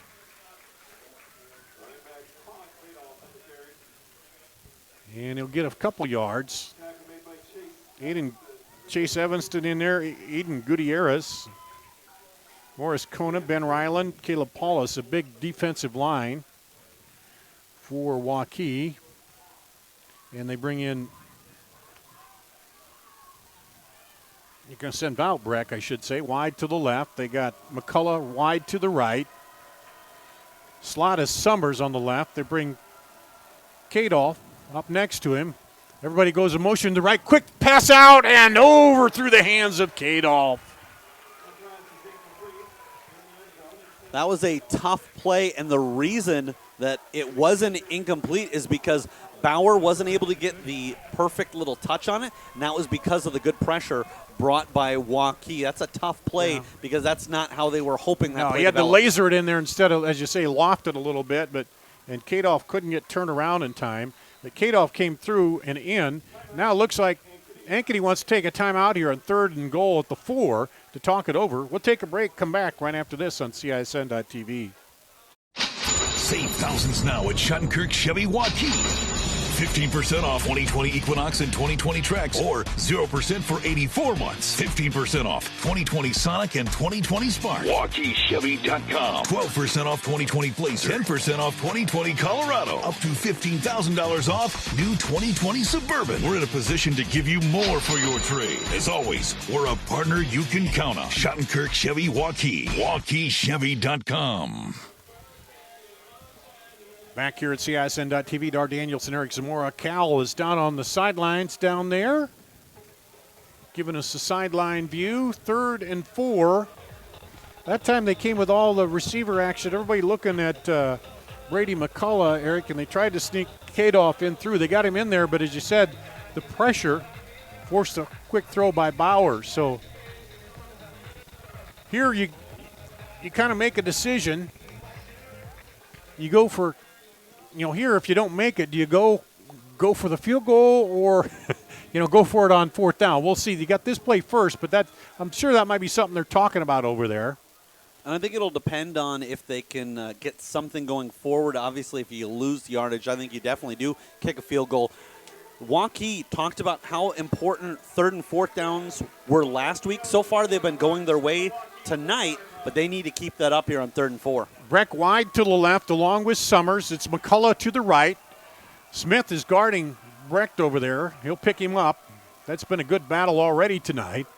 Dropping back, looking, throws it, and he can't get it. Summers, as they kind of did a little kind of semi-screen with Brecht coming in, and then they went back to McCullough, or Summers, excuse me, and it goes incomplete. Nice job by Garrett Morris of staying with the play and helping break up that ball as they were falling to the ground. There for Ankeny, it looked like they weren't really looking at any other options. They had one play that they wanted to get to. So now they're going to go for it here on 4th and 4 at the 4 with 5:49 to play. Bauer comes up. He's got Brecht to the right. 2 receivers left. Dropping back, looking, under pressure, and he'll be sacked. Big number 66, Caleb Paulus. I thought that Caleb Paulus last week was the best player defensively for the Warriors, and he certainly has been through a quarter and a half today. And the Warriors defense has had all of their biggest plays come up with their back against the end zone, and with 7 points looming there for Ankeny, and it was swept away from the Hawks. Well, he couldn't take Route 66 into the end zone, could he? He got taken down. 1st and 10 at the 11 for Waukee. Handoff, and Lindquist gets up to the 15.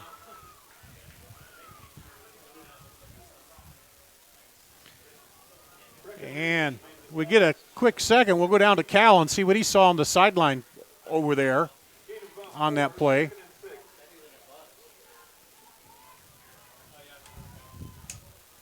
And 2nd and 6 at the 15. Waukee taking their time now. They come up. Holcomb with Lindquist. And they get it to Lindquist. He cuts inside and then cuts back. Cal, what did you see on that 4th down play down there? Route 66 was definitely closed, and I agree with Eric because Paulus has had a great game, and the enthusiasm here on the sideline for the Waukee players after that, they're fired up and ready to go, Dar. All right, 3rd and 5 for Waukee at the 17.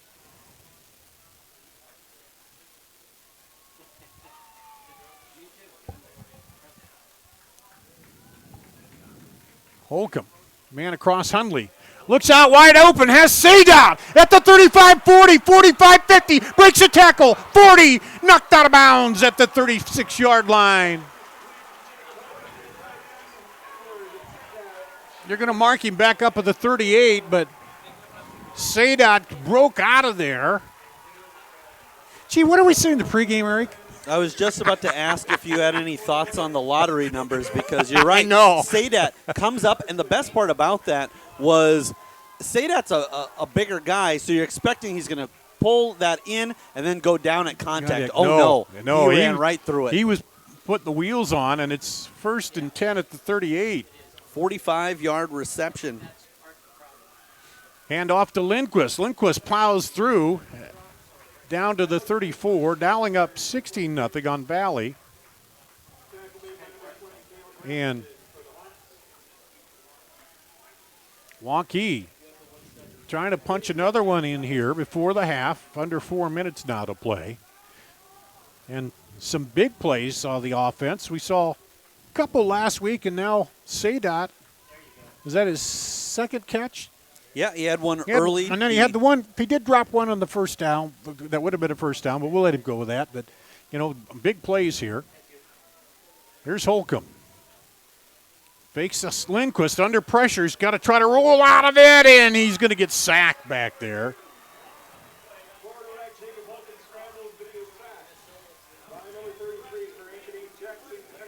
Jackson Pennegroth. And there's one where you learn maybe as a quarterback to throw it away, Eric, and instead of keep running, try to look downfield and get rid of it and live to fight another day. And that's certainly one aspect of it. You also wonder if he's a little bit concerned as he's rolling out. Look, the one thing I don't want to do is try to throw it away as I'm getting hit and maybe turn and then it over. It pops up in the air right there. So 3rd and 15 at the 43. Holcomb. Slot to the left. Lindquist stays in there to block for him. Now he'll run it up the middle. Everybody drops back. Cuts it back inside. 30 dives ahead. And they're not going to give him the slide. And then there's a late flag comes flying in. I think Holcomb's going to end up about a yard short, but I'm wondering if there wasn't a late hit at the end. Late hit or maybe a block in the back at the end or hold up the field. Where are they going to mark that? They're going to mark it. Yep, they're going to block in the back. He came in late in the run there, which would have brought up an interesting 4th and 1, but now it's going to be 3rd and it'll go from where the flag went down. So you're going to end up with a 3rd and 10, which is a little better than your 3rd and 15. And it's a shame as it ends up wiping away a 14-yard carry for Holcomb, who, by the way, you want to talk about his confidence going up with that last reception. He's already within 10 yards of all the passing yards he had last week. He's picking it up. Here's Holcomb. Rolling. Heavy pressure. Picked up a little bit. Now he's trying to turn, and now he just throws it away. As they were coming in hard on him. Will Johnson.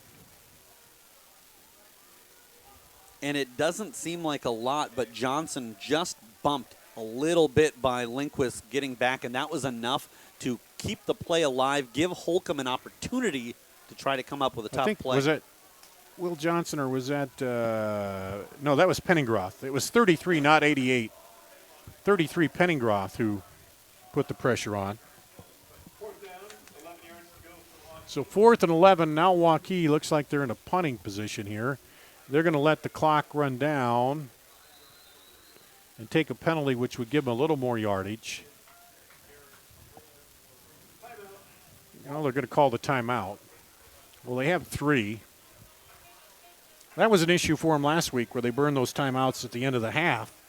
They didn't have them when they needed them, but seeing a lot of, well, we didn't see Ankeny, but seeing a lot of things that have improved here just in the first half for Waukee compared to that first game. Well, certainly, and they're trying to find their rhythm. They're trying to find their identity offensively. But what I've been most impressed with Waukee is that, they're taking some shots down the field. They've got the last 3 completions for Holcomb have all gone over 30 yards. Meanwhile, maybe the most telling is that Colin Kadolf right now has 19 yards on 9 carries. So whatever they've been able to scheme up for Ankeny defensively, it's one of the things that you ask the head coaches, how much of what you guys are trying to put together this week is just on you? How much is it tailored to the Hawks? And so far, they've been tailoring it beautifully. Brecht back deep to receive the punt. Los, a short snap. They're going to go for it here. Spinning around, cuts it across, got room. All the way down for the first down was, let's see, number 17. Ben Ryland. Ben Ryland. So they snap it short to Ryland. And the old trickeration there on the punt team. And it's 1st and 10 at the 23. We saw Ryland last week, a couple of carries for 7 yards when Lindquist was out, and no bigger carry there than a 4th and long. What a switch on 4th downs. You get a touchdown, you get a fake punt, and first down, where last week you get stopped twice and turn the ball over. Here's Holcomb now. Trips to the left, one receiver to the right. Hands off to Lindquist, and he's stacked up behind the line of scrimmage. You'll lose a yard. Clock running down now, but they have 2 timeouts. Peterson and Manis as the linebackers have really been at times a handful for the Warriors offensive line to deal with. Hundley and Smith to the left. for Holcomb. Hands it off. Reverse to Smith. Smith has room around the corner. Gets a block. And he'll be knocked out. Looked like he had a lot more room there, but the defense really closed in quickly. Yeah, for a split second, that looked like There's it was going to a be late flag. Looked like Smith was going to take it to the house, and then all of a sudden, players coming in from all sides to cut down his angle. We know Ankeny has speed. Now we'll see what the penalty is here.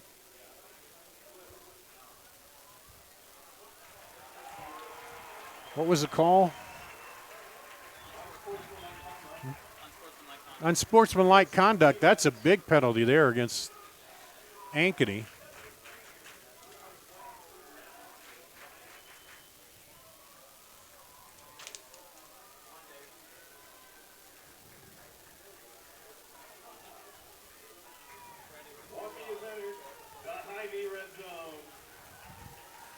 So now it's 1st and 10 at the 9.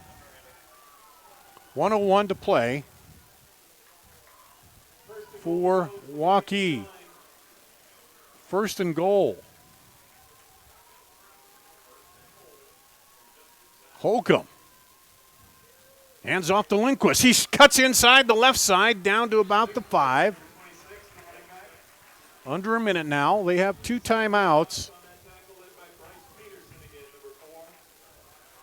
And so if you're Waukee with those 2 timeouts because of that, you're willing to run down the clock, try to eat up as much of it, make sure the Hawks don't get an opportunity to score to end the half. Men's to the right, Sadat to the left, Smith wide left.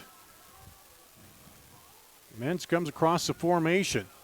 Holcomb rolling, looking, throws back over. He's going to just throw it away. There's nobody there. He had Hundley coming down the back line, but Smith was defended well. So you got one more shot here before you probably bring in the field goal unit, I'm assuming, and go for 3. I would expect that's the case unless they have a big pickup here, as Barticek should be able to bank it home and give a... Smith to the left. He comes in motion inside a little bit. Rolling, looking for Smith. Throws it. Is it picked off? Yes! Picked off by Brecht at the 1. Brody Brecht gets the interception. Wow. Brody Brecht in there. And we've seen some great battles between Smith and Brecht already here in the first half. And with 20.8 to go, Ankeny will take it. The nose of the ball is inside the 1. And Waukee stunned here.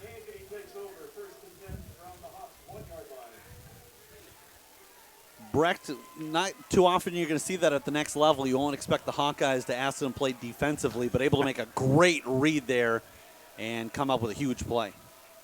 And here's just a dive ahead by Bauer, trying to get some room and probably run out the clock to end the half here, and they'll be glad to go in.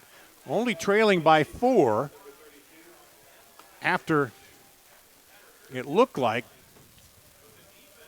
they'd be down by either 7 or 4 or 11. And that'll be the end of the first half. 7-3 Waukee here, and it's been an exciting back and forth first half here at Waukee. We're going to take a break, and then we'll come back and we'll have our Iowa Corn halftime show on CISN.TV. Obsessively, relentlessly. That's what you can always expect, even when faced with the unexpected. It's a service we take seriously, providing comfort in the rain, tools to help you save, a helping hand along the way, and from a safe distance away, delivering the energy you need while going the extra mile. Regardless of the times, our team remains committed to you. Hi, I'm Joe the Car Guy with Westside Auto. Without question, the COVID-19 pandemic created many disruptive changes in our lives. Some of us got sick, jobs and income were compromised, it was difficult to even spend time with family and friends. But one thing hasn't changed, and that's Westside Auto Pro's commitment to quality service, and that will never change. we're here to make sure you get maximum performance and reliability from your vehicle. So as we all move forward, keep Westside Auto Pros in mind. You've been through enough. We might not always know what the day will bring, but some things are certain. The sun will rise and your lights will go on. That's because at Mid-American Energy, we're obsessively, relentlessly committed to providing you energy when and where you need it, to connecting with you and keeping our communities safe and strong. Because the most important thing we put our energy into is you. We're obsessively, relentlessly at your service.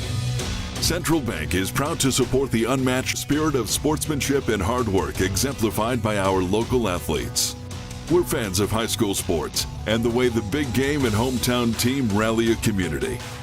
Best of luck to all of today's competitors. Play hard, have fun, and make something great happen. Central Bank, member FDIC. We're at halftime, and you're watching the Iowa Corn Halftime Show. You might think Iowa grows corn, but the truth is corn grows Iowa. Support Iowa corn farmers. And let's go down to Cal on the sideline. Cal, what did you see on that big pickoff right before the half? Receiver like Brody Brecht. When he picked that off the ground, the ball was about 6 inches off the turf. So a wonderful catch, and as I mentioned, only one that probably made by a wide receiver playing defensive back. And as you said, it really sucked the steam out of the Waukee Warriors, but they've had a great first half, and they'll come back in the second half and give Ankeny a good battle. Dar? All right, thanks, Cal. Dar Danielson here along with Eric Zamora. And Eric's busily crunching the numbers from the first half there. And let's talk a little bit about that, Eric. What did you see there offensively for both teams in that first half? Well, probably a surprise to everybody is that it's been a tougher job getting the run game going for both sides than we would have expected. For Waukee, they have 122 yards through the air, but just 23 on the ground. Alex Lindquist has been held to 18 yards on 10 carries. And similar story with the Ankeny squad as Kadolf, 19 yards on 9 carries. It's actually been Bauer that's leading them on the ground. He was able to get them up to 51 yards on the ground and another 72 through the air, while Jace Bauer was kind of in a groove there on that first drive that was capped off with a field goal to start the scoring for the game. Bauer has had issues missing on 5 of the last 6, and again, that's because they were down in the red zone, and Bauer has just not been able to connect to the end zone as he's had a couple of looks for a moment, and credit Waukee defensively. And breaking the numbers down even more so, that was a rough quarter for the Ankeny Hawks offensively as they were able to pick up just 40 yards in that second quarter. So that Brody Brecht interception really standing true as he's yet to have a catch. However, made a big play defensively, and one of the reasons his squad is only down by 4. Well, I tell you what, one of the big matchups here has been Brody Brecht, Aaron Smith, offensively and defensively. Smith normally plays offense and defense. Brecht doesn't always play defense, but he went in and played defense there, and he was covering Smith when he got the pickoff. And Smith, a couple of times he tried to go that fade to the end zone to Brecht, and Smith held him off. And as you mentioned it, there's a good size differential, although Smith has a lot of ups. He can get up in the air, and he can defend just about anybody down there. We've seen that already. And Holcomb there throwing it in a space where he was hoping that size wouldn't matter. In fact, maybe thinking that down low Smith would have a little bit of an advantage. But Brecht read that play beautifully and then was able to convert. A lot of times you'll see those tosses and they'll end up going off the defenseman's hands. And then on the ground, they're kind of pounding it, going, I'd only come up with that one. Well, Brecht was able to the whole way. And that's what they say. It's easier said than done, but well, if somebody's so great at catching balls, why don't you put him on the defensive side and see if he can't come up with some interceptions? It's exactly what 11 did there. And you see that more in high school than you do, in college and the pros. But we're at halftime here, 7-3. We're going to take a break, and we'll do that. We'll come back with more. You're watching the Iowa Corn Halftime Show here on CISN.TV. Focus. To define what is most important and commit yourself fully. It's why at Fairway, only the best meat makes the cut. Our fresh fish is full of flavor, and our produce is picked with incredible care. It's why we have fewer aisles, greater savings, and the most personal service. At Fairway, our focus is and always will be giving you the best in meat and grocery. Godfather's Pizza's Autumn Feast. A medium specialty pizza, a medium pepperoni pizza, and my new caramel apple streusel with Twix candy pieces. Get yours today. In Iowa, we grow corn, but to us, corn is more than a cash crop. It's part of who we are. Corn supports our livestock, helping our animals thrive. Corn fuels us. Ethanol powers our state as we push towards a clean, burning future. Corn nourishes us. It gives us an abundance of good food that nourishes our families, helps our student athletes grow stronger. In Iowa, we grow corn, but the truth is, corn grows Iowa. At Mid-American Energy, we put our energy into making communities stronger, safer, and ready for the future. We support STEM education and community safety, special events, and economic development activities. We energize our cities and towns just like we have for decades, all to help make your community the place where you want to build your business, your legacy, and your life. It's another way we're obsessively, relentlessly at your service. Hi, I'm Joe the Car Guy with Westside Auto. I'm excited to tell you about our new lifetime oil change plan. When you purchase our plan, you'll never have to pay for an oil change again. If you get a different car, simply transfer the plan over. If that car's oil needs are different than your original plan, just pay the difference. It couldn't be simpler. You won't have to worry about inflation or prices going up. Give us a call at Westside Auto Pros to get details on the lifetime oil change plan. And remember, when I say lifetime, I mean your lifetime, not just your car's. Here on the Iowa Corn Halftime Show, you might think Iowa grows corn, but the truth is corn grows Iowa. Support Iowa corn farmers. Dar Danielson, Eric Zamora, and let's take a look at the scoring from the first half. Ankeny with 3:20 to play. All the action came, offensive action came at the end of the first quarter there. 3:20 to play, 11-yard field goal by Ankeny. They go up 3-0. Then Waukee took it down, and with 14.7 to go, it was Holcomb to Smith on a fourth down play from 35 yards out. And it was, the PAT was good, and it was 7-3. Well, then we'll talk about defense wins games and championships and a couple big defensive plays. Waukee holds Ankeny on a fourth down play, a fourth and goal, and they get the ball back. Then they drive all the way down, and it was was it third and goal at the 9 or so, something like that, and they throw the pass, and Brody Brecht intercepts the pass, goes down low. You talked about it. Smith was coming in, and he was curling down. They were going to throw it low, and Brecht just read it and broke on the ball and picked it off. And so two big defensive plays, and we stand at 7-3 here. Coming into this, I might have thought it might be a little higher scoring, a little more back and forth, but right now the defenses are shining a little bit here. They certainly are, and that starts with the defensive line stopping the ball carriers. I mean, if anybody had said that they would have tried to figure out how you could have contained both of the running backs, Lindquist and Kadolf, to under 20 yards through the first half, you'd expect, well, did they get hurt? Were they, for some reason, not running the ball? But they've combined for 19 carries. It's just been tough sledding through that interior. And we've talked about it before, but head coach Scott Carlson for the Waukee Warriors said the real difference in not pulling out that W last week against Southeast Polk was third down and fourth down. And that's where they've been fantastic. The little bit of uncertainty, it looked like, for Ankeny on that fourth down that ended up going in for the score for Smith. And then on the other side, they've been able to come up with a couple of big stops, including a 4th down. I mean, you were talking about with Ankeny having a runner in Colin Kadolf, who through the first week just looked like he was running downhill. Yeah.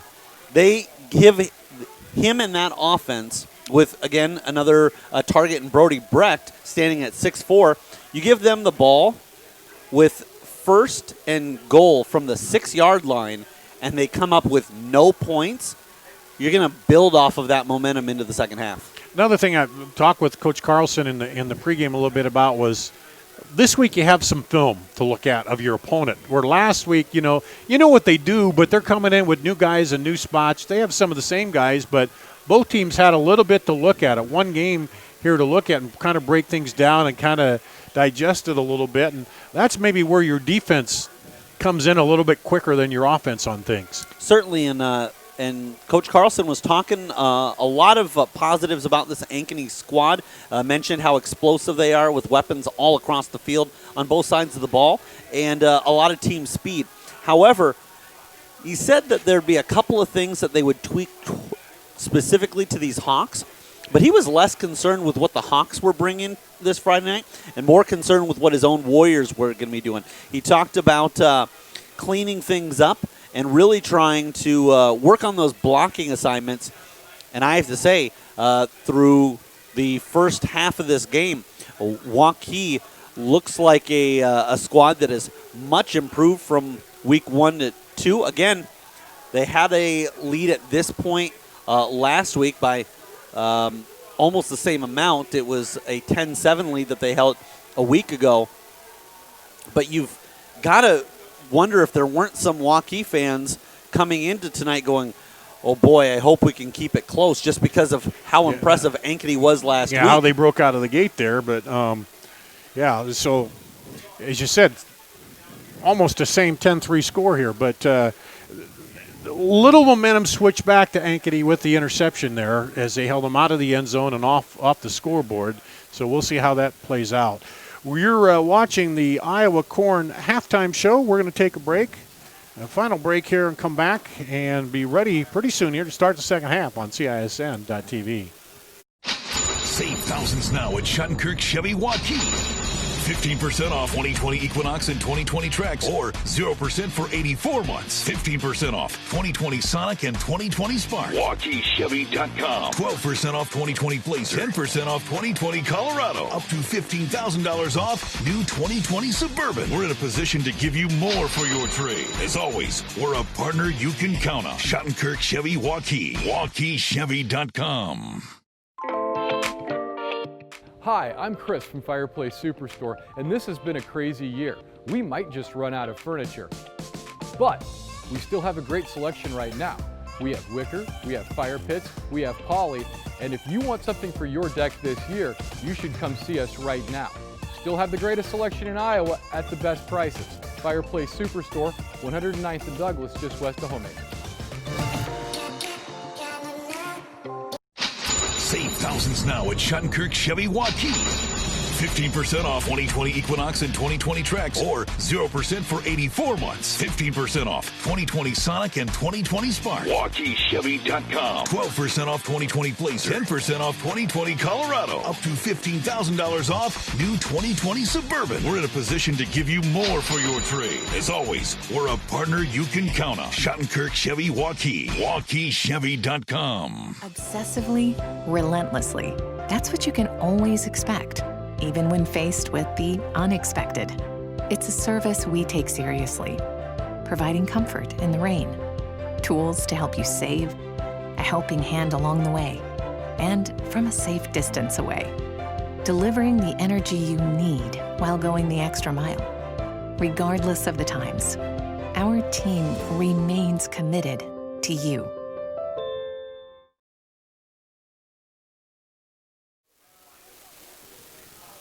We are back here at Waukee. Let's go before kickoff now to the sideline, and it feels still a little breezy up here, but Cal Ora, what's it like, field conditions down there?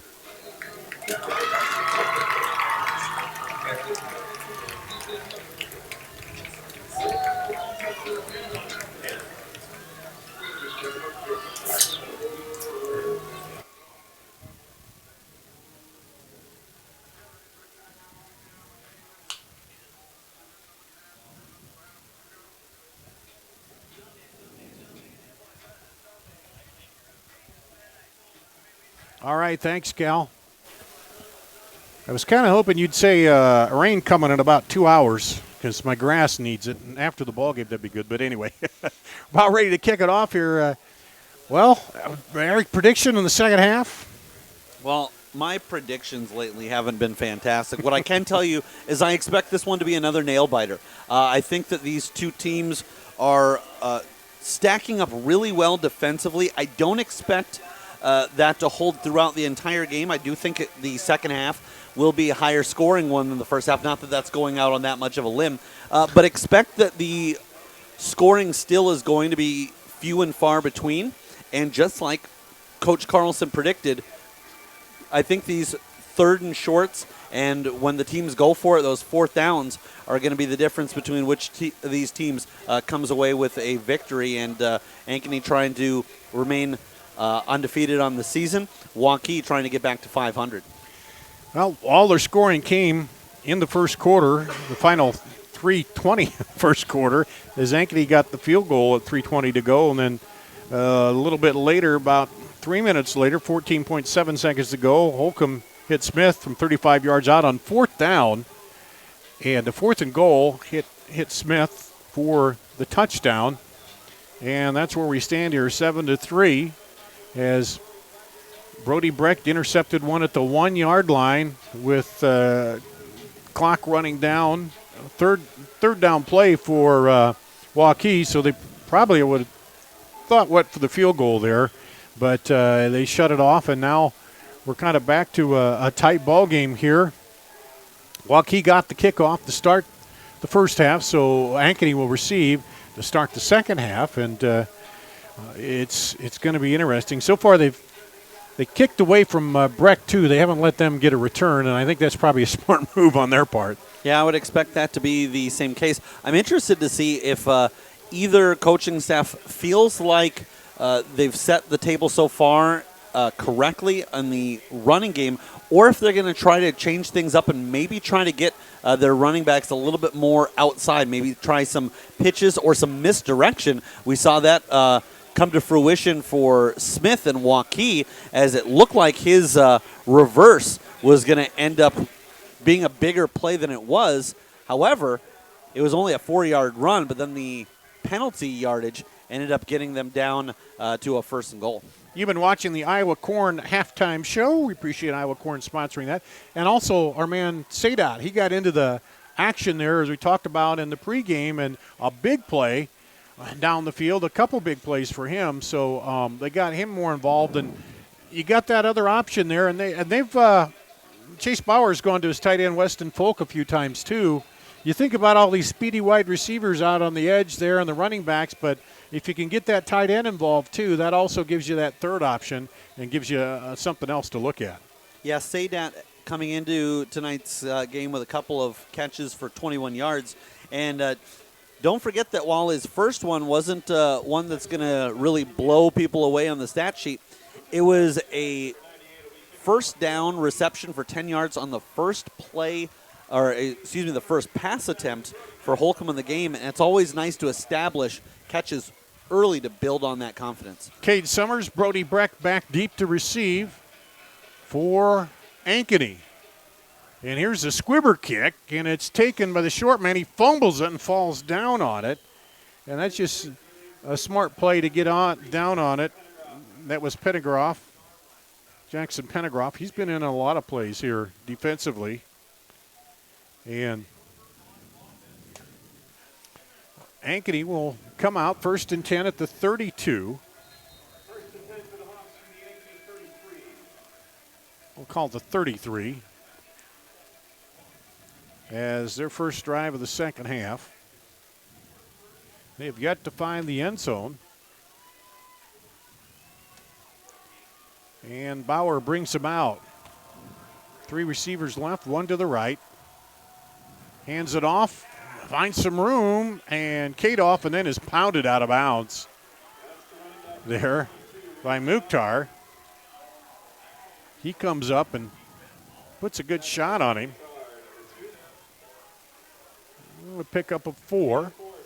Mukhtar lays down the boom, although he's the one who ends up hitting the ground. Nice job there by Kadolf to keep his balance as he was running that out. Same formation, Kadolf straight behind Bauer. Now he shifts up to the left, kind of that pistol formation there. Dropping back, looking, throws it deep, up and high. Smith is back. Smith almost got it, and then the receiver catches it. Cade Summers on the rebound. What a play. That was off the fingertips of Summers, then into the grasp of Smith, and then it goes back to Summers. Great job by Summers to not give up on it, but immediately had the wherewithal to track that, locate it, and pull it in for a big reception. Wow. From the 37 down to the 20. 43-yard catch. 1st and 10 at the 20 for Ankeny. First drive here of the second half. Handoff, Kadolf, and he's pulled back at the 20. They'll give him a forward progress for a yard.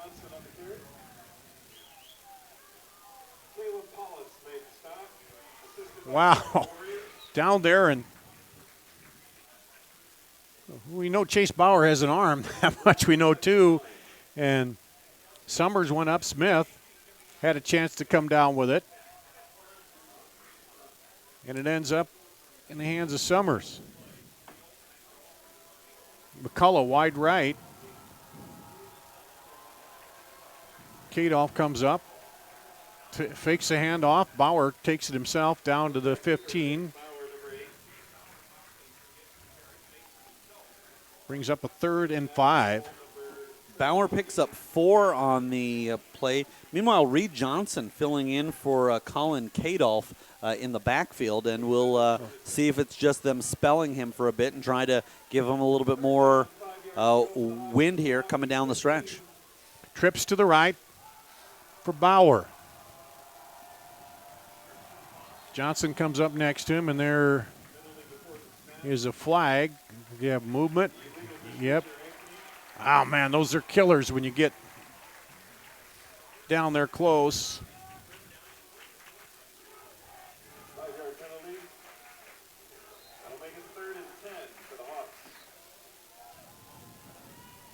So 3rd penalty on Ankeny. Now 3rd and 10 from the 20. Bauer fakes it, rolling to his left, tries to cut it up, dives for the stick. Let's see if he gets there. I think he's going to be short. He's going to be short by about 2 yards, but now 4th and 2. Certainly could be 4-down territory here. He tried at one other 4th down and got stopped. 4th and 2 at the 12. For Ankeny. Trips to the right. Single back behind Bauer. And the defense jumps. That'll be a 1st down by penalty, I believe. I think Gutierrez jumped in there. And that'll move it down to the 7.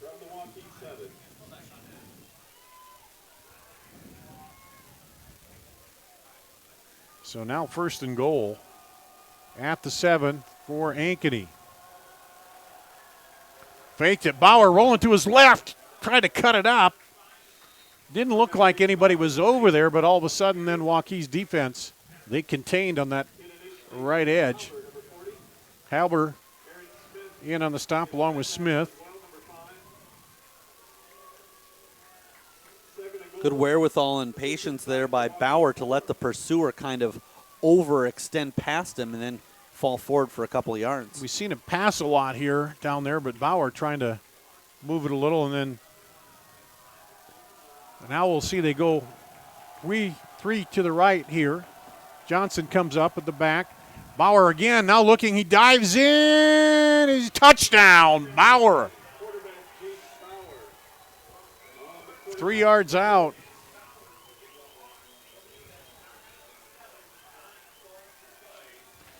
$9:12 to go in the third quarter, rather. Bauer on the sneak. And Pelham in to attempt the PAT.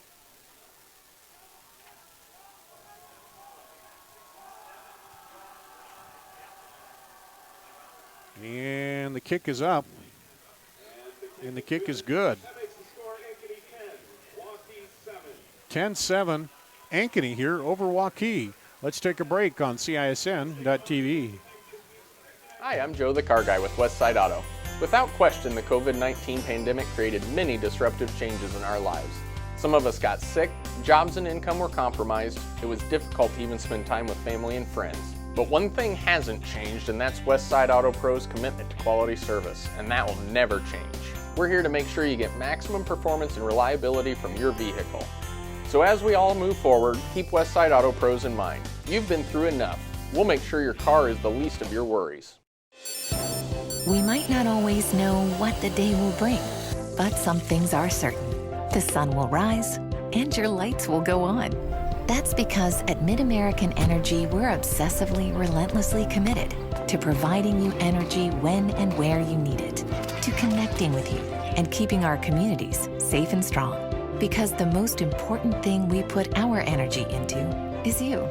We're obsessively, relentlessly at your service. Hi, I'm Joe the Car Guy with Westside Auto. Here at Waukee, Ankeny has taken the first lead, 10-7 here, and not to beat it to death, but that play at the end of the half turns big. It turns into a big turnaround here as Ankeny takes the opening drive and drives it down and scores a 67-yard drive. 67 yards in just 2 minutes and 45 Short seconds. kick, Smith drops it, picks it up at the 10, 15, 20, and almost breaks it out of the pack. As that happens sometimes, you drop that kick and everybody slows down, but yeah, 67-yard drive.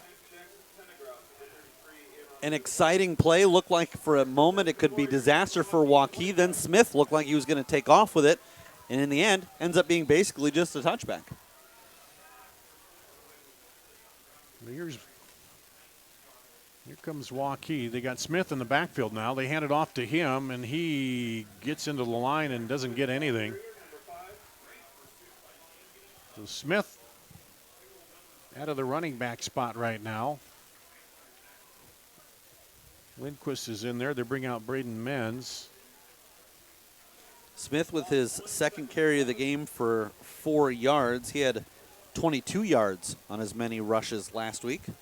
Joseph Lindholm also in there now, out wide to the left. Oh, looked like Holcomb wanted to pitch that ball, but wasn't there, so he just runs it up the gut.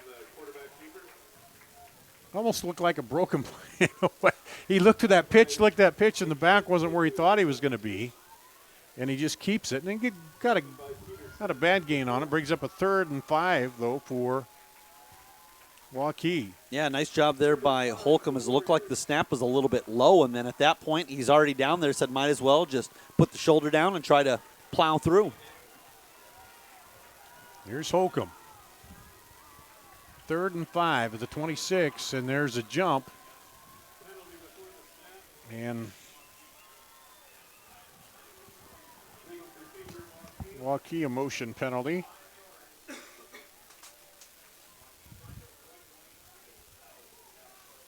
And it turns it from a 3rd and 5 to a 3rd and 10.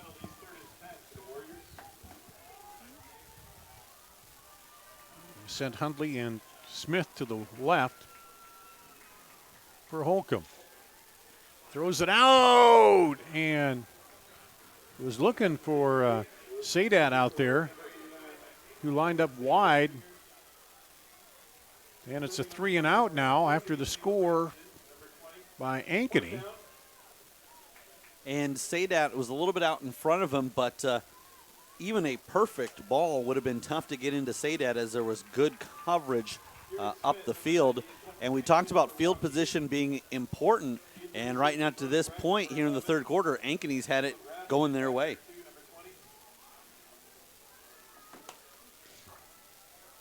Rathjen and Breck back deep to receive. High snap, he gets the punt off, he's run into. That's going to be a 15-yarder, I believe, as it bounces and then will now roll. So that'll end up, I'm assuming, be a first down by penalty.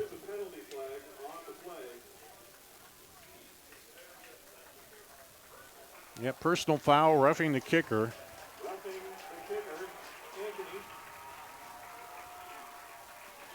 And that's a mental mistake that the Ankeny Hawks can ill afford. It looked like they had quickly, after going down and scoring, gotten a 3 and out. We're going to get the ball back, and it's amazing how often you give teams second life in a drive, and they're able to make you pay. And only had 3 penalties in the whole first half. We've already had 3 here in the third quarter between these two teams. So back in there, Holcomb. They look to the sideline.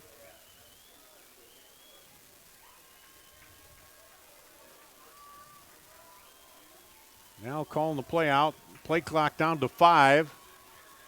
Snaps it at 3. Gives it off to Lindquist. Lindquist around the corner. High steps through a tackle and gets up to the 44. And that had everything that Lindquist brings to the table. Showed his speed to cut it outside. Nice high step. Then that acceleration through the second half of the run. And then really laid the contact down. And the reason he was almost able to pick up the first down there. Set you up good here on 2nd and 2 at the 44. A lot of plays you can run on that.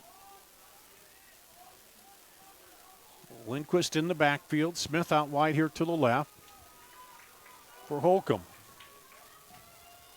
Holcomb fakes it to Lindquist. Now he runs and he's tackled behind the line of scrimmage.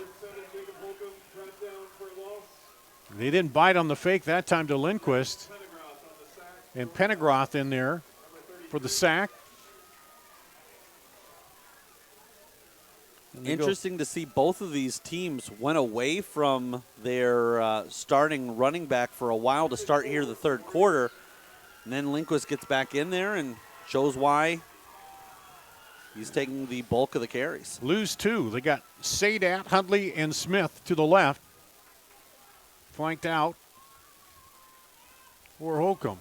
He's thrown deep up the right side over there. Looking for Lindholm. Had him on the straight go route, but was not there. And that looked like just a straight backyard pitch and catch. In fact, the quarterback there, Holcomb, didn't even really step into it. Just kind of took it and flung it using all upper body to get that pass attempt in. Breck, single safety back deep to receive for Ankeny.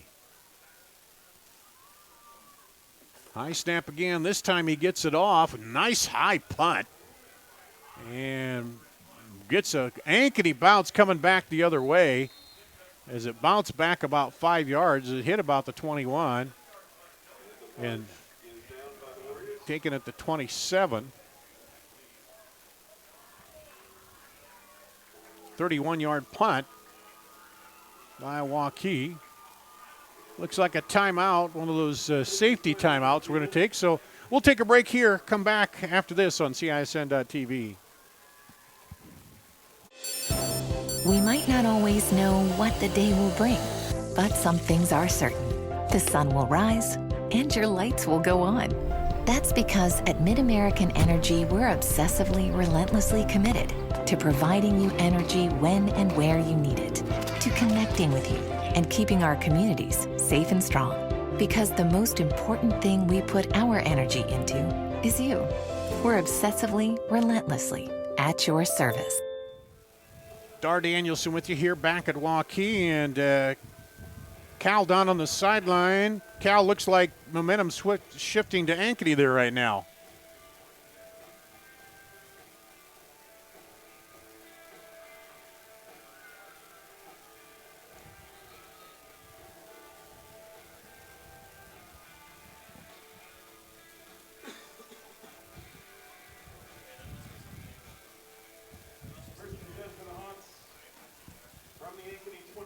So 1st and 10 at the 27 for Ankeny.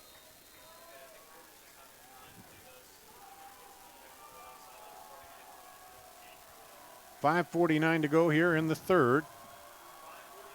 Bauer drops back looking, under some pressure now. He throws it up, wings it up, battle for it. Oh! And Summers had a shot. McCullough had a shot at it. Mukhtar had a shot at it. It was a free ball up there, and nobody could come away with it. Jace Bauer had the pocket collapsing all around him, and then at that point just yelled 300 and threw it up and see if somebody could come down for the points. The old Brett Favre, I'm going to get sacked, throw it up, huh? Stops the clock, 2nd and 10 at the 27. Jace Bauer, single back there, trips to the right again. Now he'll take it and roll out to the left. A lot of room. Everybody shifted to that left side. Bauer down to the 40, 35, and knocked out of bounds around the 31-yard line. Well, they're going to say he stepped out at the 35, but a big run by Bauer. And catching up to him, Joe Morrison, who led the team last week with 9.5 tackles and 8 solo tackles and needed to come up with a big one there to catch Bauer. That's where they just shifted everybody to the right and spin him out to the left. And kind of the same formation here with trips to the right. That guy on the end's got to contain them. Then they send that tight end over there. Now they're going to the end zone. And hand fighting down there between Morris and Summers. And it goes incomplete. Garrett Morris on the coverage of Summers.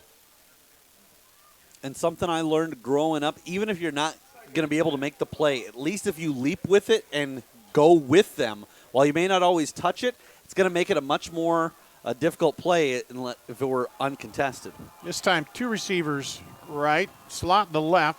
They hand it off right up the gut and into the line. Reed Johnson does not get much. And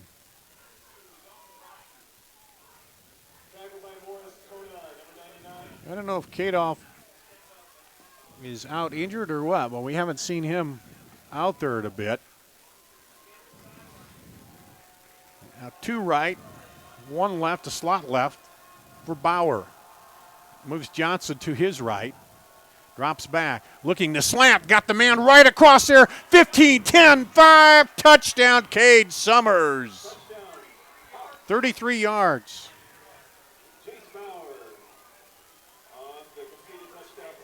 Summers comes across from the slot on the right side. Gets upfield about 8 yards, then cuts 45 degrees over and just had way too much room as he was able to make that catch in stride is the most important part. He didn't have to stop for it. Bauer able to hit Summers for his 3rd touchdown of the season and puts his squad on top by 9. Just no coverage to pick him up on that.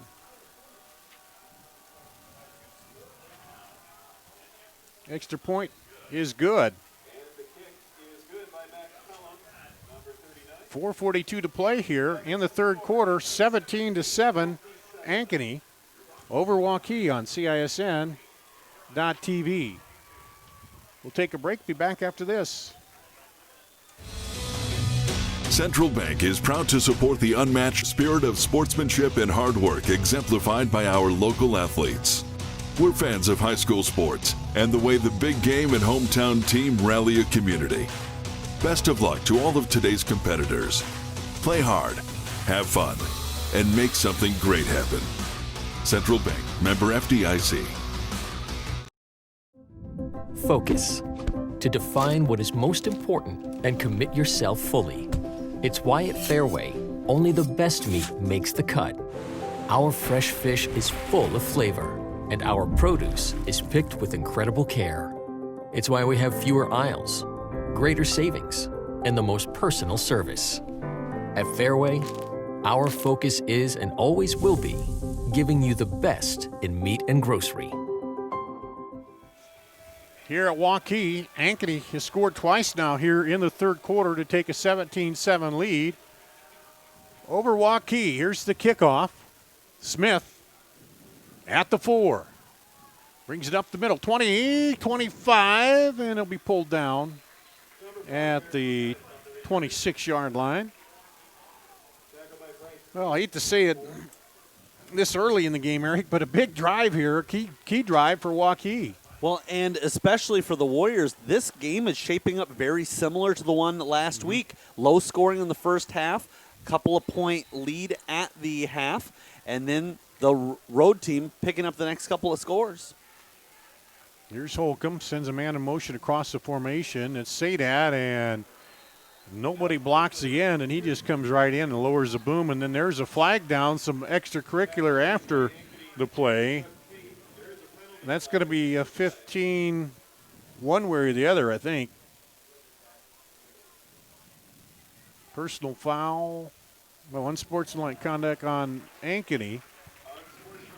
Well, that's the second one they've got.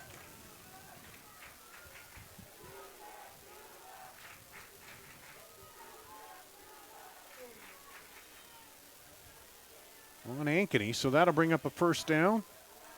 And 10 at the 39. Result of the penalty is a Waukee first down.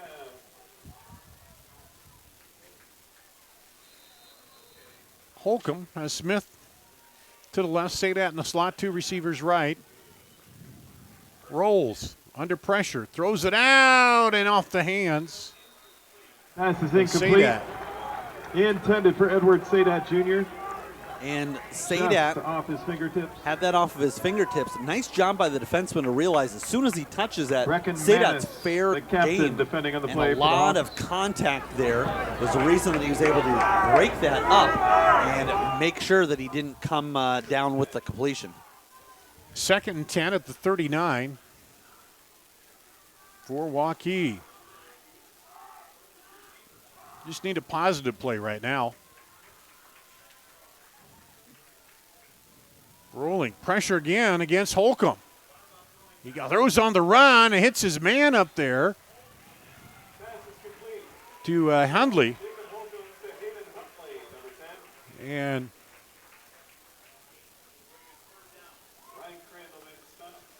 second reception of the game for Huntley, although both of them have been shorter passes for 3 and 5 yards. it looks like the book right now is put pressure on Holcomb and force him to make a play and don't let him get it into the hands of the other guys. You know, one thing we haven't seen that they ran last week is that Wildcat with Lindquist or Smith out of the backfield. They haven't run that at all here tonight, but Holcomb in. Here they come again, pressure, rolling, stopping, looking, and he'll be pulled down for a loss.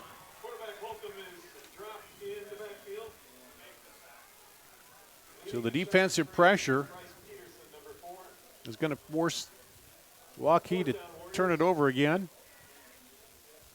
And on a 3rd and 5, you obviously want to give yourself an opportunity to make that play, but at some point, Holcomb's got to realize the clock is up, and I'm either going to make a pass that's probably low percentage, or you just got to throw it away. So Breck back to receive. Punt. Barticek back to punt.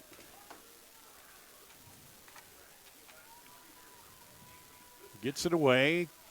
Spiral. Brecht on the run. Takes it at the 29. Spins out up to the 35 and is wrangled down there. And then a little shoving, and there goes the penalty flag again. And that may go against Breck.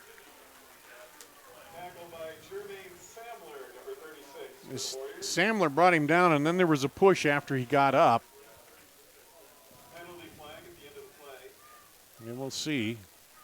It's another unsportsmanlike conduct here. Yep, against Ankeny. They're third here of the quarter.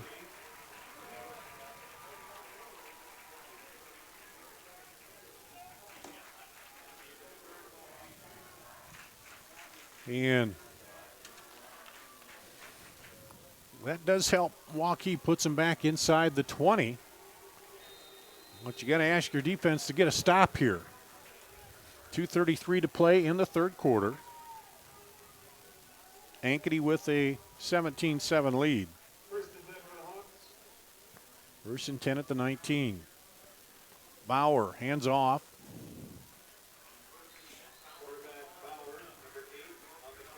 Well, Bauer keeps it, I guess. Kona on the tackle. Bauer gets 3. And while the Hawks backed up to their own 19, keep in mind that their scoring drives have all been long. Touchdown drives of 67 and 73, and they went 61 yards on the opening drive before the field goal. Bauer fakes it, looks, throws across on the slant again, and pulled down by Brecht. Is that his first catch? That is his first catch coming from his own quarterback, but yeah. Yes. You're right. He had the interception, big interception at the end of the first half. And he has that one for the first down. First and 10 at the 38 for Ankeny. Bauer turns around, gives it off to the back. He finds some room, cuts through. Johnson is loose, 30, 35, 25 and out. Down to the 40 and then out at the 25. And all of a sudden, Johnson, who's in there for Kadoff, breaks free.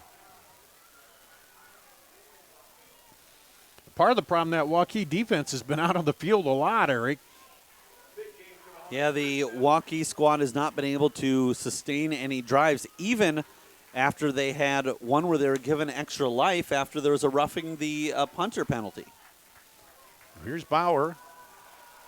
Johnson gets a hand, a fumble. And it looks like Johnson might have got it back on the exchange, and Johnson did. Johnson ripped off the big yardage. He was in a hurry to get the ball and get out of there that time, and not a good exchange, but they were able to get on it. They lose 3. Second and 13 at the 27 for Ankeny. Reed Johnson, knowing that it's a big opportunity here and wanted to make sure he didn't commit a big mistake.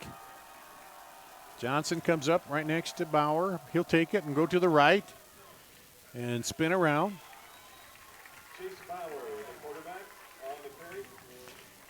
I think that's, Eric, that's been one of the keys here in this second half, is Bauer doing it with his feet a little bit, as that defense has been keying in on those receivers, and Bauer's just been pulling it down and running. Yeah, he's approaching 100 yards on the ground, and really what he's been successful is because he's doing a great job of finding those lanes. He's not trying to force something that's not there. He'll take a 3-yard run if it sets up a longer one later. 3rd and 10 at the 24. Dropping back, Bauer under pressure. Paulus throws it out, though gets it away, and he's going to just catch it. Brecht tiptoes in. He'll be short of the first down, I think. But what a play to catch that ball and tap the foot down and get it in by Brecht. It's going to be short by about 1 yard, but 4th and 1. You're in that area now with 11 seconds left in the quarter. You could certainly go for it. I would imagine they will. Yeah, they've been having success on the ground here with either Bauer running it or Johnson has been running it well coming in. And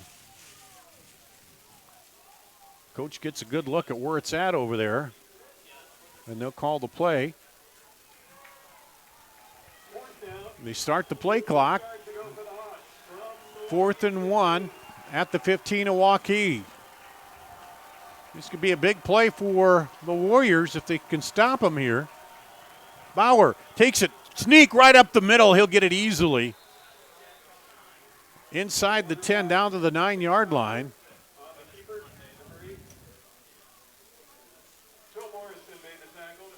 Morrison on the tackle, so 1st and goal at the 9 for Ankeny, and that'll be the last play of the 3rd quarter. We'll flip the field, come back with the 4th quarter after this on CISN.TV. Godfather's Pizza's Autumn Feast. A medium specialty pizza, a medium pepperoni pizza, and my new caramel apple streusel with Twix candy pieces. Get yours today. In Iowa, we grow corn, but to us, corn is more than a cash crop. It's part of who we are. Corn supports our livestock, helping our animals thrive. Corn fuels us. Ethanol powers our state as we push towards a clean, burning future. Corn nourishes us. It gives us an abundance of good food that nourishes our families, helps our student athletes grow stronger. In Iowa, we grow corn. At American Energy, we put our energy into making communities stronger, safer, and ready for the future. We support STEM education and community safety, special events, and economic development activities. We energize our cities and towns just like we have for decades, all to help make your community the place where you want to build your business, your legacy, and your life. It's another way we're obsessively, relentlessly at your service. We'll go to the fourth quarter. The third has been all Ankeny Hawks. 2 scores in the third to take a 17-7 lead, and now threatening again. They'll have it first and goal at the 9 when we start up the fourth quarter. You see the huddle there on the sideline. Nice job by Dave down there on the sideline. Randy, our other cameraman.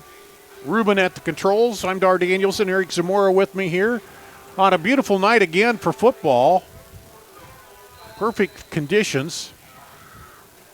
A big battle here, and so far it's been all Ankeny in the second half right now, and they're trying to punch this in and maybe put it out of reach, even though it's just the start of the fourth quarter. And there's Bauer, Reed Johnson behind him. Now he comes up right next to him. It takes the snap. Bauer looking in there, and he'll be pulled down by Aiden Gutierrez in on the tackle. Second and 9. No gain there. Second and goal. Ankeny, of course, taking their time, bleeding the clock down here with this 10-point lead. And now they want to call a timeout. Something wasn't quite right there, so they're going to take a timeout, and we'll do that here too. I'll be back after this on CISN.TV. Hi, I'm Joe the Car Guy with Westside Auto. I'm excited to tell you about our new lifetime oil change plan. When you purchase our plan, you'll never have to pay for an oil change again. If you get a different car, simply transfer the plan over. If that car's oil needs are different than your original plan, just pay the difference. It couldn't be simpler. You won't have to worry about inflation or prices going up. Give us a call at Westside Auto Pros to get details on the lifetime oil change plan. And remember, when I say lifetime, I mean your lifetime, not just your car's. Waukee defense in the huddle trying to figure out how to stop Ankeny here. Second and goal at the 9. Dar Danielson, Eric Zamora. Eric, let's take a look at third quarter stats here. Well, Waukee having trouble get things going in the third quarter. They end up with just 32 yards in that 12-minute span. Meanwhile, they were doing a fantastic job of stopping the run of the Hawks in the first half, who only had 51 in the first half. Well, they more than doubled that in the third quarter, 110 on the ground. How many of those are Bauer? He's at 101, and 69 of that in the third quarter alone. Bauer, handoff to Johnson. He's looking over the left side, and he gets dragged down from behind by Halber, the linebacker. So he might have lost a yard there. So that'll bring up third and goal at the 10. And not going out on a limb here, but certainly look for Bauer to try to find his big target in Brecht 11. Brecht, and look for number 5, Smith, to be covering him for Aaron Smith for the Waukee defense. That is Brecht wide to the left. Smith is lined up on him. Johnson comes up. Bauer drops straight back. He's looking right, throws it out there in the flat, and diagnosed beautifully and pulled down.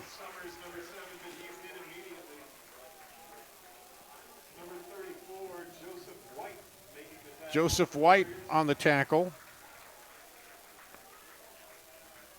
for Waukee. So this is going to be a big stop for Waukee if they can hold them to a field goal, maybe miss the field goal. We'll see what happens here. Pelham will come out. They'll set it up on the 18, so a 28-yarder. Kick is up. And it is no good. They missed the field goal. Missed it. I learned my lesson. When you're up here at this angle, you can't call them. You got to wait for the stripes down there. And so a big defensive stop here, Eric. We'll see if that gives new life to Waukee. Well, for Waukee, they'll end up with decent field position out of it as the ball is set here at the 20. But most importantly, it gives a jolt to the offense, and they need to counter on this quick as they're down by 2 scores. Trips right. Hand off Lindquist. Lindquist cuts through the hole, across the 30, 35, and all the way up to the 38-yard line.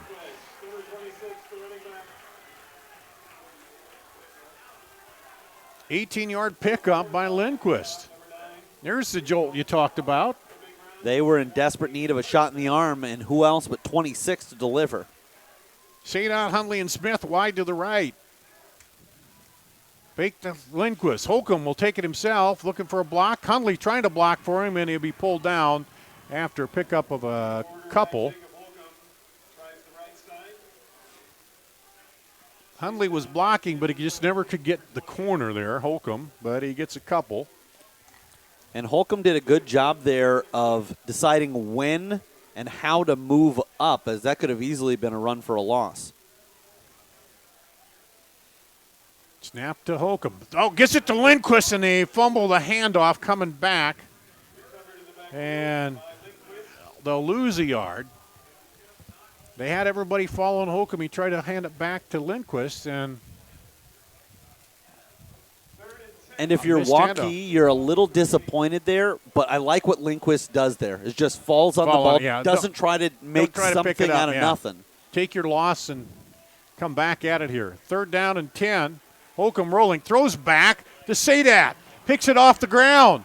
Rushes through a tackler, plows into another for a first down. Sadot lowers the shoulder and plows through Brecken Manis there. Sadot plays with a way of an old school player and picks up a tough 15 yards there. He's initiating the contact. He isn't waiting for it to come to him. 1st and 10 at the 47.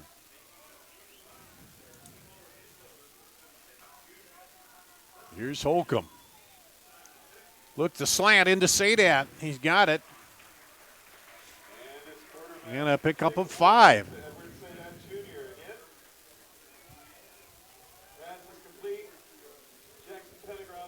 .6'3", 230-pound senior Sadot. Holcomb brings him up. 2nd 6, hand off to Lindquist. Lindquist, just about slipped that first defender, but got tripped up. And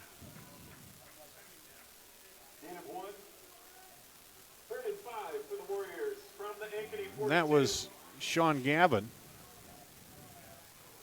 on the tackle. Big 3rd and 5 here at the 42. Sadot in motion across the formation. Throw it out to Sadot. Can he turn the corner? He does. I think he may have gotten it. Oh, my gosh. Those are those drills you work on. Tiptoe down the sideline, and he got it there and lunged out, and it's a 1st and 10 at the 35. Tough spot to make that catch in tight coverage, was able to tiptoe, and then again, Sadot style lays a little bit of lumber there as well. Trips left, single right. Fake the handoff, throws it deep. Smith wide open, and he can't get it off the hands.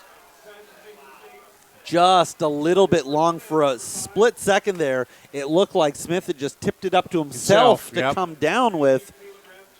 Just outside the reach. I think he kind of threw it inside, and Smith got the hands on it, but just couldn't quite bring it down. That's like one of those where you've got your cell phone up to your head, and then it starts to fall, and you think you're going to catch it on the 2nd and the 3rd, and you just can't bring it in. 2nd and 10 at the 35. Waukee trying to get a score, get back in this here. Oh, what a one-handed catch. Sadot breaks the tackle. Touchdown. Eddie Sadot Jr. One-handed catch. Avoids the tackler, plows into the end zone, 35 yards out. And that is the exact same distance and side that Waukee picked up their first touchdown. And credit Holcomb for sticking in there. He got drilled as he released it, but was able to put it into the hands of 89. The hand of 89, you mean? Fair enough. It got there eventually. Yeah, when it got was to the pulled other in. hand, but the one hand brought it in. And the extra point sneaks up and good. We got a 3-point ball game here, 14-17. Waukee gets the stop on 4th down, goes down and scores. Back with the kickoff after this on CISN.TV. Save thousands now at Shattenkirk Chevy Waukee. 15% off 2020 Equinox and 2020 Trax, or 0% for 84 months. 15% off 2020 Sonic and 2020 Spark. WaukeeChevy.com. 12% off 2020 Blazer. 10% off 2020 Colorado. Up to $15,000 off new 2020 Suburban. We're in a position to give you more for your trade. As always, we're a partner you can count on. Shattenkirk Chevy Waukee. WaukeeChevy.com. Hi, I'm Chris from Fireplace Superstore, and this has been a crazy year. We might just run out of furniture, but we still have a great selection right now. We have wicker, we have fire pits, we have poly, and if you want something for your deck this year, you should come see us right now. Still have the greatest selection in Iowa at the best prices. Fireplace Superstore, 109th and Douglas, just west of Homemaker.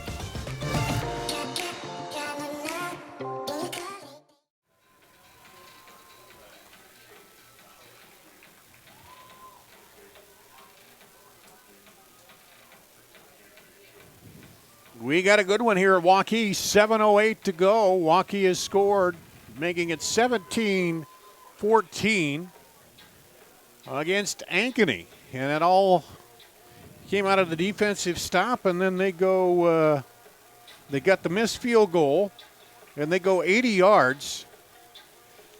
And let's see, they started at 10:04, 7:08. 256, and that might be the most important part of it, is not only were they able to pick up a big 7 points, but they didn't force themselves to then really need to burn a bunch of timeouts. Yeah, they did it quickly. They got their timeouts. They still got a lot of time left. I think Holcomb has found his safety valve there, hasn't he? And he certainly Sadat has. Jr. Eddie Sadat Jr. doing it all on that drive. Some big plays, and then caught the ball with one hand, brought it in, and got through the defender and into the end zone to make it a 3-point ball game. Back at the end of the first half, Brody Brecht intercepted the ball at the 1-yard line where it looked like Waukee was either going to get the score or maybe a field goal at the end of the half. Here's a short kick taken by the up man. Fair catch. Weston Folk. So they'll keep it out of hands of Brecht. Don't want to let him use that speed to break away.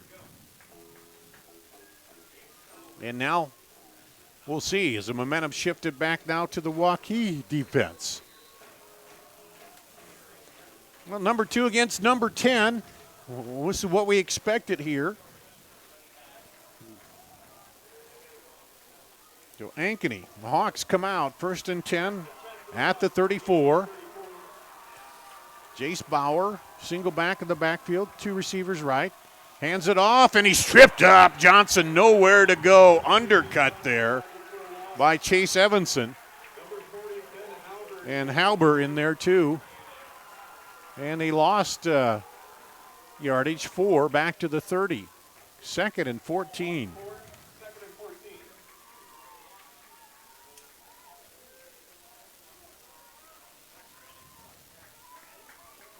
Momentum. Swinging to the Waukee defense. Let's see if Jace Bauer can get him going again here. Drops back, straight back looking, throws it out wide. Diving, can't come up with the catch, flag down. Looked like good coverage by Mukhtar out there.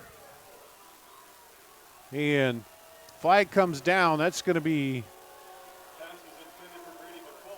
intended for McCullough, Brady McCullough. That'll be interference, 15-yard.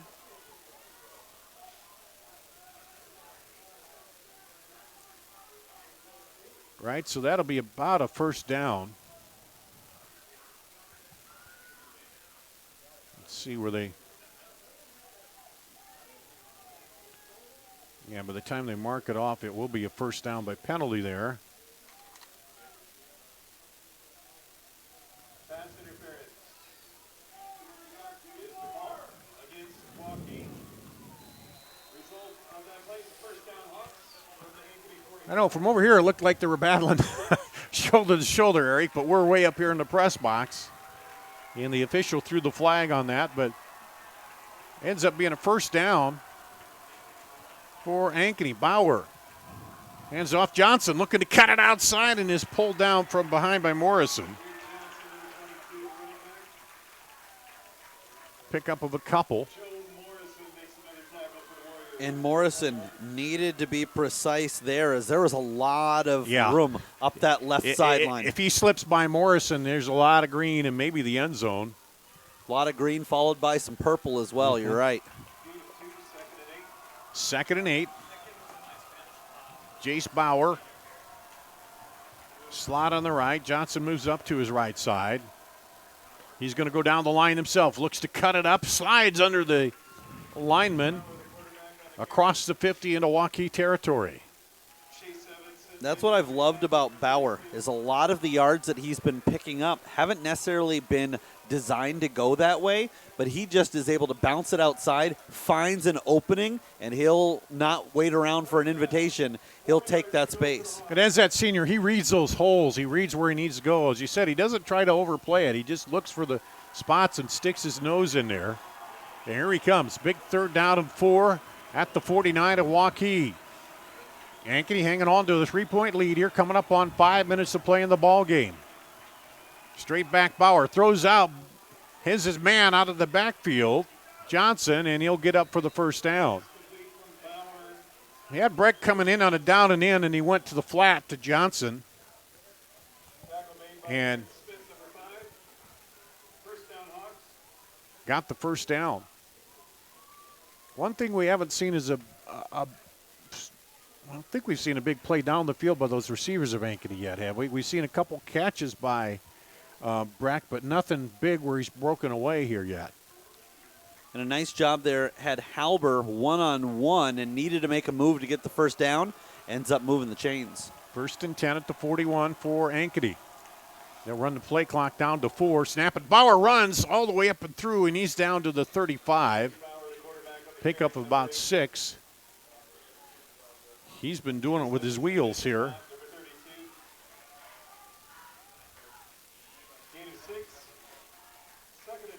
Second and 4 for the Hawks. They're looking to go 2-0.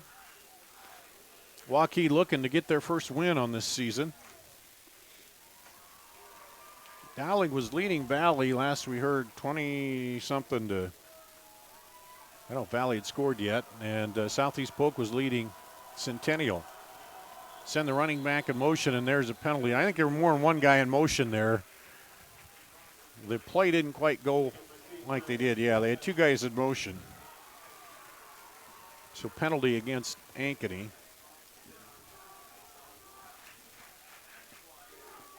Big down coming up here for the Warriors, as the clock now becoming an opponent of theirs as well. Fortunately for them, they still have all 3 timeouts in the second half in their pocket.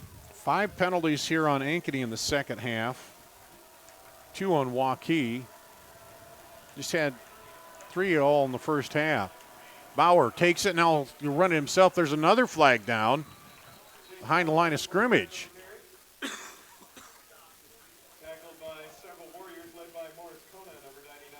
Illegal shift on Ankeny. Another 5 yards.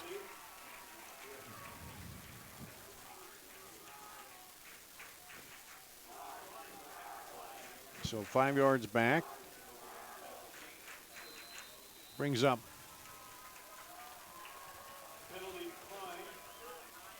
Well, they're going to decline the penalty and take the downs, which will be 3rd and 14. Big part of that is that clock we were talking about. Yep. And, you know, you got them in 3rd and long. An extra 5 yards may not make a big difference. We'll see here. Johnson moves up. Bauer. And they wave it off. Timeout Ankeny before they get the playoff. 3 minutes to play, a 3-point ball game. Hang on, we'll be back with more after this on CISN.TV. Save thousands now at Schottenkirk Chevy Waukee. 15% off 2020 Equinox and 2020 Trax, or 0% for 84 months. 15% off 2020 Sonic and 2020 Spark. WaukeeChevy.com. 12% off 2020 Blazer. 10% off 2020 Colorado. Up to $15,000 off new 2020 Suburban. We're in a position to give you more for your trade. As always, we're a partner you can count on. Schottenkirk Chevy Waukee. WaukeeChevy.com. In the Ankeny huddle, they've taken their second timeout here in the second half. They lead by 3 minutes to go.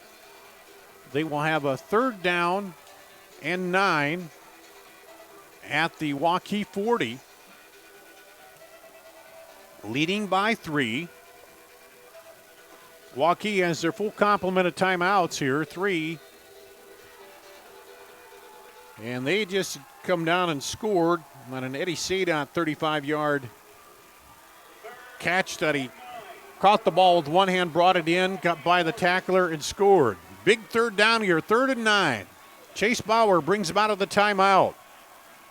Receiver to each side, a slot on the right. Reed Johnson, the back, comes up next to him. High snap! Bauer has to get it. He's in trouble. He gets away, throws it, and it's dropped. Wow. Cade Summers couldn't hang on to it. And then is there a flag down too? I think there is. There's a flag down. Ineligible receiver downfield. They're going to decline that, I would imagine. Yep, 4th down and 9 at the 40. What a roller coaster of emotions. Wow. For a moment, it looked like Ankeny was going to possibly fumble. Then it looked like they had a man wide open who could go into the end zone. Well, it looked like he might be sacked after the fumble, too. And then he gets out of there, and then it looked like an easy catch and run into the end zone. Morrison back deep to receive the punt now from Riggs. He booms it high. Morrison comes up, lets it bounce, and it's going to drop. And it'll be down at the 9. 2:45 to go. 3 timeouts. And let's see. Barticek made a 34-yard field goal last week. So you got to get down around the 25 or so for the tie. Holcomb back, trips to the left, hands off to Lindquist. Lindquist plows up the middle, picks up 4. And here's where Waukee can't burn a lot of time getting the play in there. They got to get in and go. Same formation. In a man in motion. That's Hundley. They fake to him. They go. They had the back out of the backfield, Lindquist, but they get it to Hundley, and he comes up 1st down. Oh, man, they faked. They had Lindquist up the seam, Eric, and they hit him, and he's going to go a ways, but he throws it out to Hundley. Clock will stop on the 1st down with 2:13 to play. 1st and 10 at the 23. Handoff, Lindquist. Lindquist over the right side, stopped, stacked up, and driven back. I was going to say, to start this drive, thinking that Waukee doesn't need to push the tempo too much, but I wasn't thinking they would be coming out this slow. You know, Bryce Peterson with the stop. They do take a long time, it seems, getting their plays in. 2nd and 8. Sadot in motion across the formation. They roll his way, looking for Sadot. Across, they had Hundley across the middle. They throw it, and incomplete to Joseph Lindholm. And it was a designed rollout to the left. Here on the right side, Smith looked like he had his man beat, although that could have been in part because the cornerback saw where the quarterback's eyes were and didn't need to keep stride with them. Yeah, and to roll left and turn and throw back across your body, that's a hard one to make. And it was looking like he was looking for Sadot rolling out there, but on that play that they used in the touchdown drive. But now 1:27 to play. 3rd and 9 at the 25 for Waukee. Fake the handoff. Blitz. They get it to Lindquist, and he slips a tackle. Slips another one. He can't get out of bounds. It'll bring up a 4th down here, so this could be it. Got to have a 1st down. We'll see if they use a timeout or they just go with the play. 4th and 9, or 4th and 5, excuse me. Holcomb drops it back, hits his man across Lindquist, breaks the tackle, and then is knocked down at the 40. Big play on 4th down to Lindquist. And he's hammered down by Brecken Manis. Now they'll come up. Clock is running. 51 seconds. And there's a flag.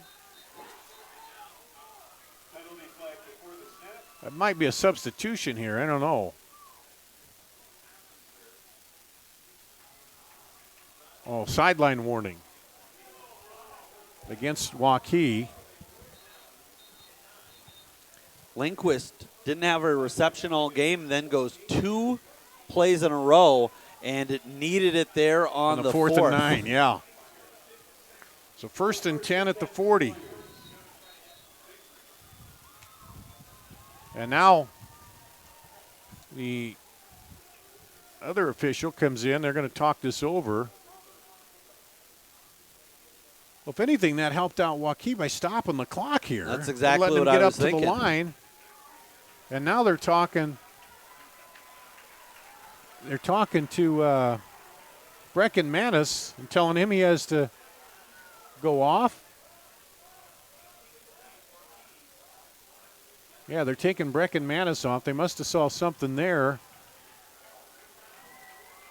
that didn't look right. So they bring in somebody, and now they blow it dead here, and timeout. Ankeny takes their final timeout. Maybe they take the timeout and then get him back in. Let's just keep it right here at this point.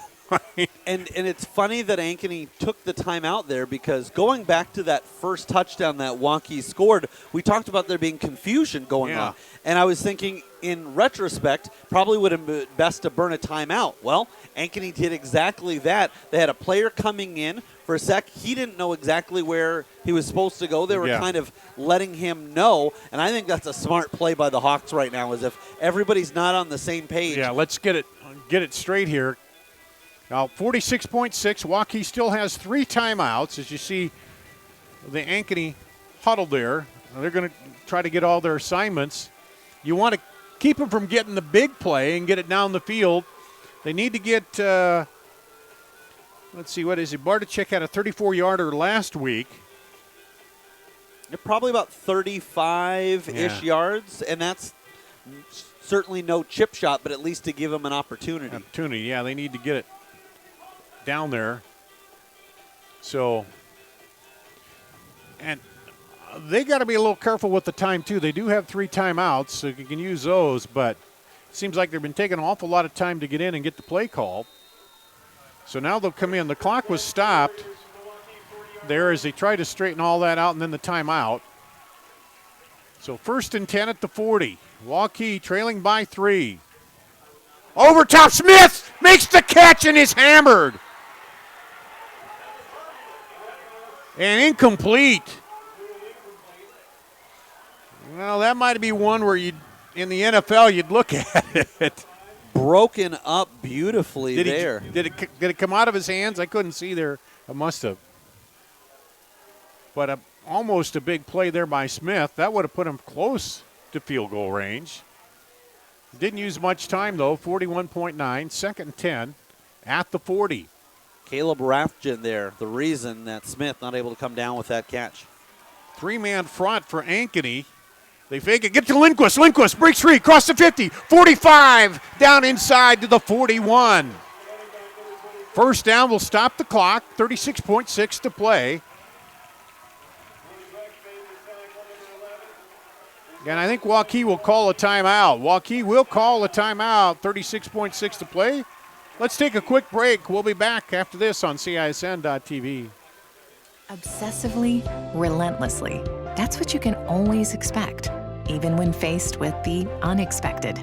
It's a service we take seriously, providing comfort in the rain, tools to help you save, a helping hand along the way, and from a safe distance away. Delivering the energy you need while going the extra mile. Regardless of the times, our team remains committed to you.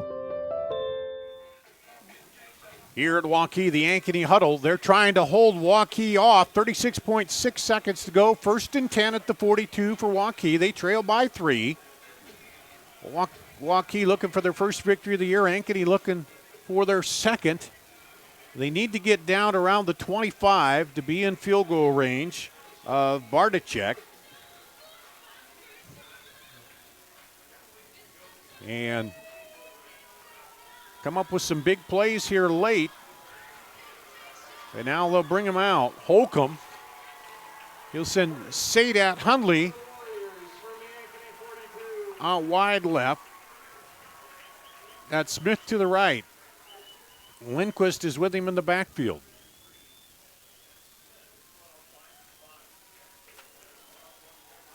Garrett Morris wide to the left. There's the snap. Throwing it up for Smith. Catches it. It's good. He caught it down at the 24-yard line. Wow. You talked about it last week. Smith knows how to go after that ball, Eric. And not only that, picks up the first down and then steps out of bounds, so they get to keep those 2 timeouts in their pocket. 1st and 10 at the 23 for Waukee. Here's Holcomb. Hands off to Lindquist. Lindquist up the middle, down inside the 15 to the 14. It'll be just shy of the first down. Clock still at 26.4, and they have 2 timeouts. They'll take another one. We'll keep it right here as this is turned into a wild one. You see the Waukee huddle right down there as the officials are huddling, talking it over. So right now the ball at about the 19, that's a, 36-yard field goal. Or 14, excuse me. That'd be a 31-yard field goal. Yeah, I wasn't good in math. That we know. But Waukee has some options here. They can try to see if they can take a strike at the end zone, or they can think, well, if we can just pick up that first down, it'll momentarily stop the clock. And then if you do that, you've got to have the second play call already ready to go. And I think you play for the win first, obviously.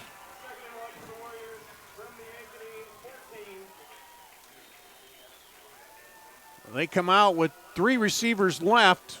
Smith to the right, Lindquist in the backfield. Pressure, throwing it up, the fake! Oh, no! Off the hands over there. Dale Stout into the ball game. Off his hands. And I believe that's the first time we've called his name, so they dial up number 11 in a big situation there. Will Cornwell in defending. 3rd down and 1. Do you try to get the first down here? I would not be surprised to see a handoff to 26. And there it is. Lindquist rumbles in down to about the 10-yard line. It'll be a first down, stopping the clock. They have 1 timeout left. They're well within field goal range here. They're going to spike it, looks like. Clock it as the clock starts rolling. What are they waiting for? They ran off about 5 seconds. And 12.2 now. They got 1 timeout. I think there was a little bit of confusion there. It's not that the clock stops after a first down indefinitely. No, it stops and then then you got. But it took them a long time to snap that. Well, they had it stopped now, 12.2, so they got a chance to go to the end zone. Probably a couple of times here. Let's see if Ankeny brings the pressure. Holcomb throws the fade, left side. Caught! Touchdown! Touchdown! Dale Stout into the ball game. 10-yard touchdown pass with 7.6 to play. Dale Stout with his first catch of his senior season, and it comes with 7.6 on the clock, and it gives his squad the lead. What a moment for the young man. They went to that before, and it went off his hands. This time, he got a little more separation, and Stout came down with it, got the foot down, and here's the extra point coming.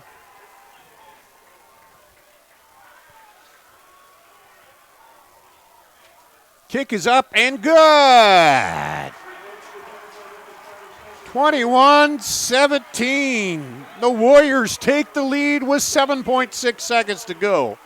I got a feeling we're going to see a squib kick. Wow. What a ball game.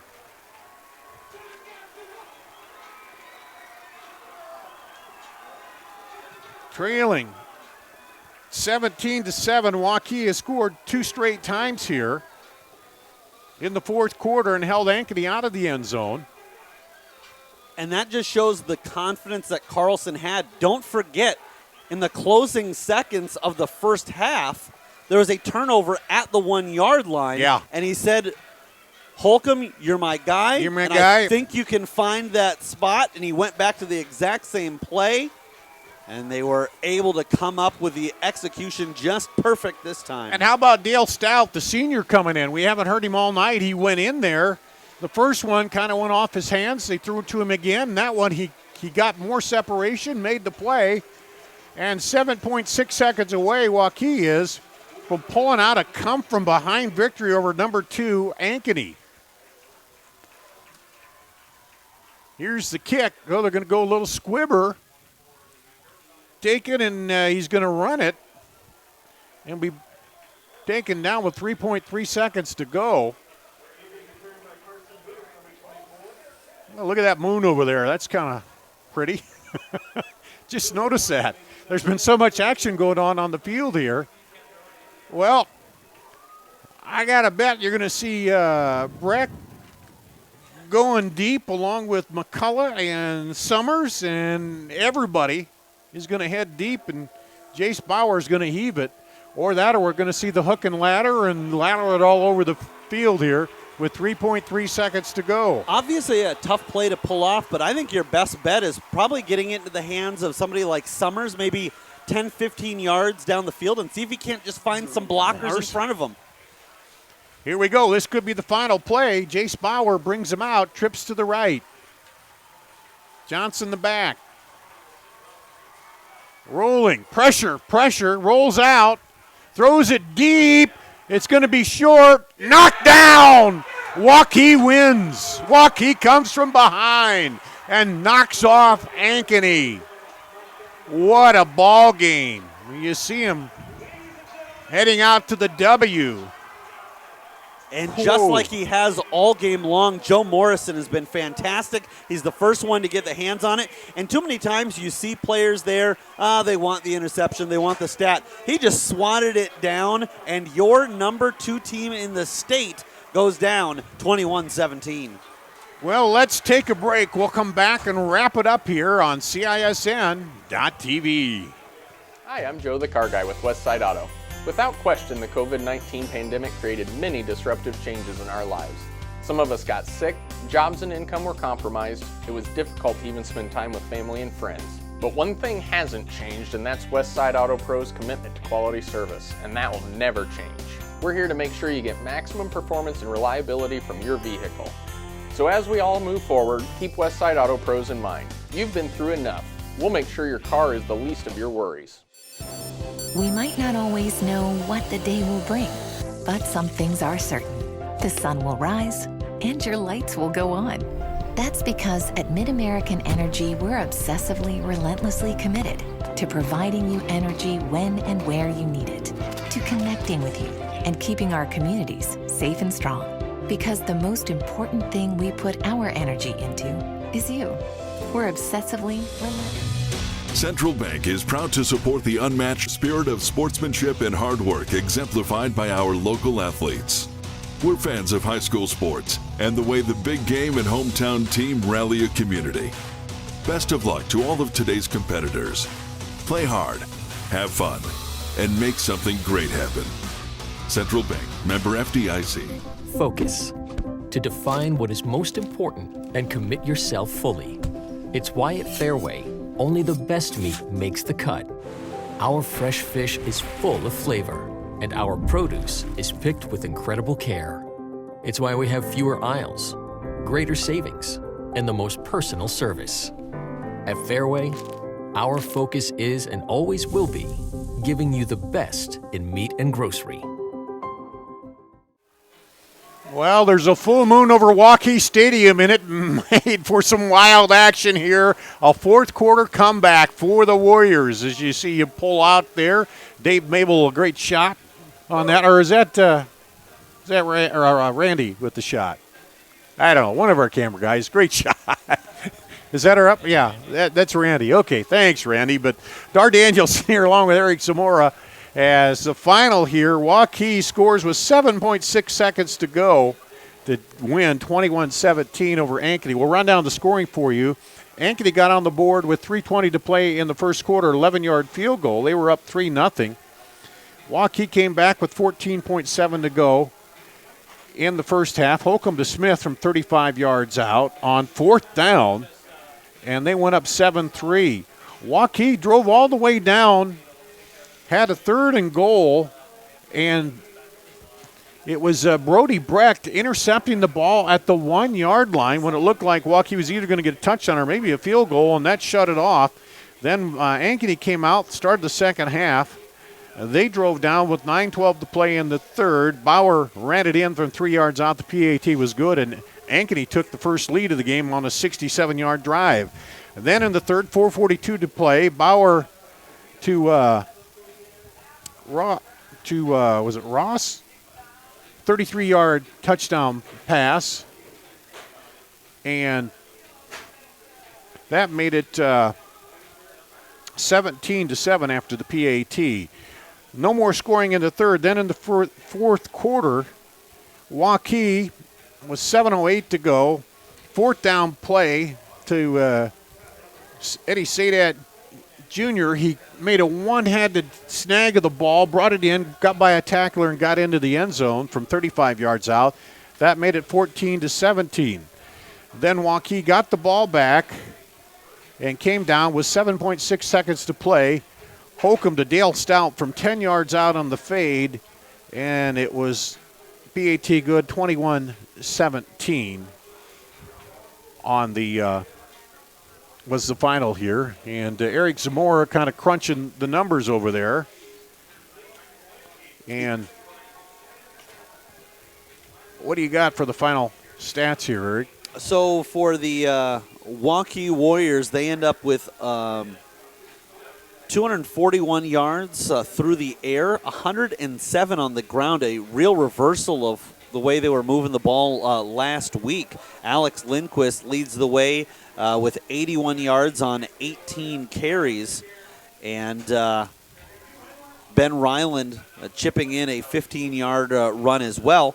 Through the air, as you mentioned, Sadat with the 35-yard touchdown. He goes triple digits, 116 yards, but Aaron Smith not far behind, 90 and a touchdown as well. And for the game, Jacob Holcomb, 241 yards passing and some crucial yards on the ground as well. For Jace Bauer and the visiting squad from Ankeny, 16 of 25. He finishes with 232 yards passing. Also had 112 yards rushing as Bauer was able to really steady the Ankeny offense. The story of the game is that Colin Kadolf had 160 yards last week, held to 19 on 9 in the first half, and then we didn't see him back out there on the field in the second half. But, yeah, so he went out. But, wow, well, this is a big, big win for Waukee. We've talked about their tough schedule, but you mentioned it too. This looked like the game against Southeast Polk where they led going into the half, and then this came out in the third quarter, and Ankeny scores a couple times, and we're cruising along at 17-7. Then that stop and the missed field goal kind of kind of fired them up. Eddie Sadat Jr. made 3 big plays on that drive, including the touchdown catch. And then one thing we talked about, too, they kept their timeouts, so they had enough timeouts. They had enough time. They knew to come down and either get set up for the tying field goal or go for the win.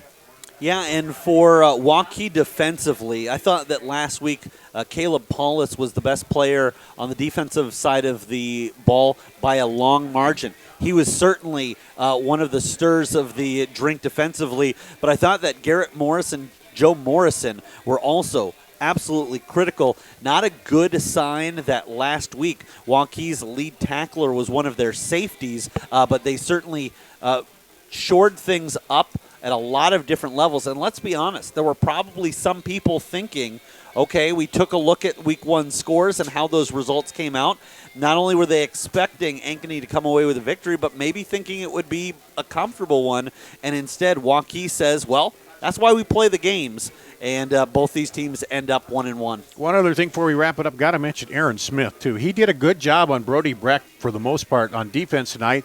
A couple big plays, too, on offense here. So the final is Waukee comes from behind, scoring 14 points in the fourth quarter to down Ankeny 21-17. They was on the road to Centennial, and then Ankeny goes to Fort Dodge on Friday night. So, wow, great ball game. Thanks for watching here tonight. Thanks to all the crew who put this together, Ruben and Randy and Dave. And for Eric Zamora, that's going to wrap it up here on CISN.TV.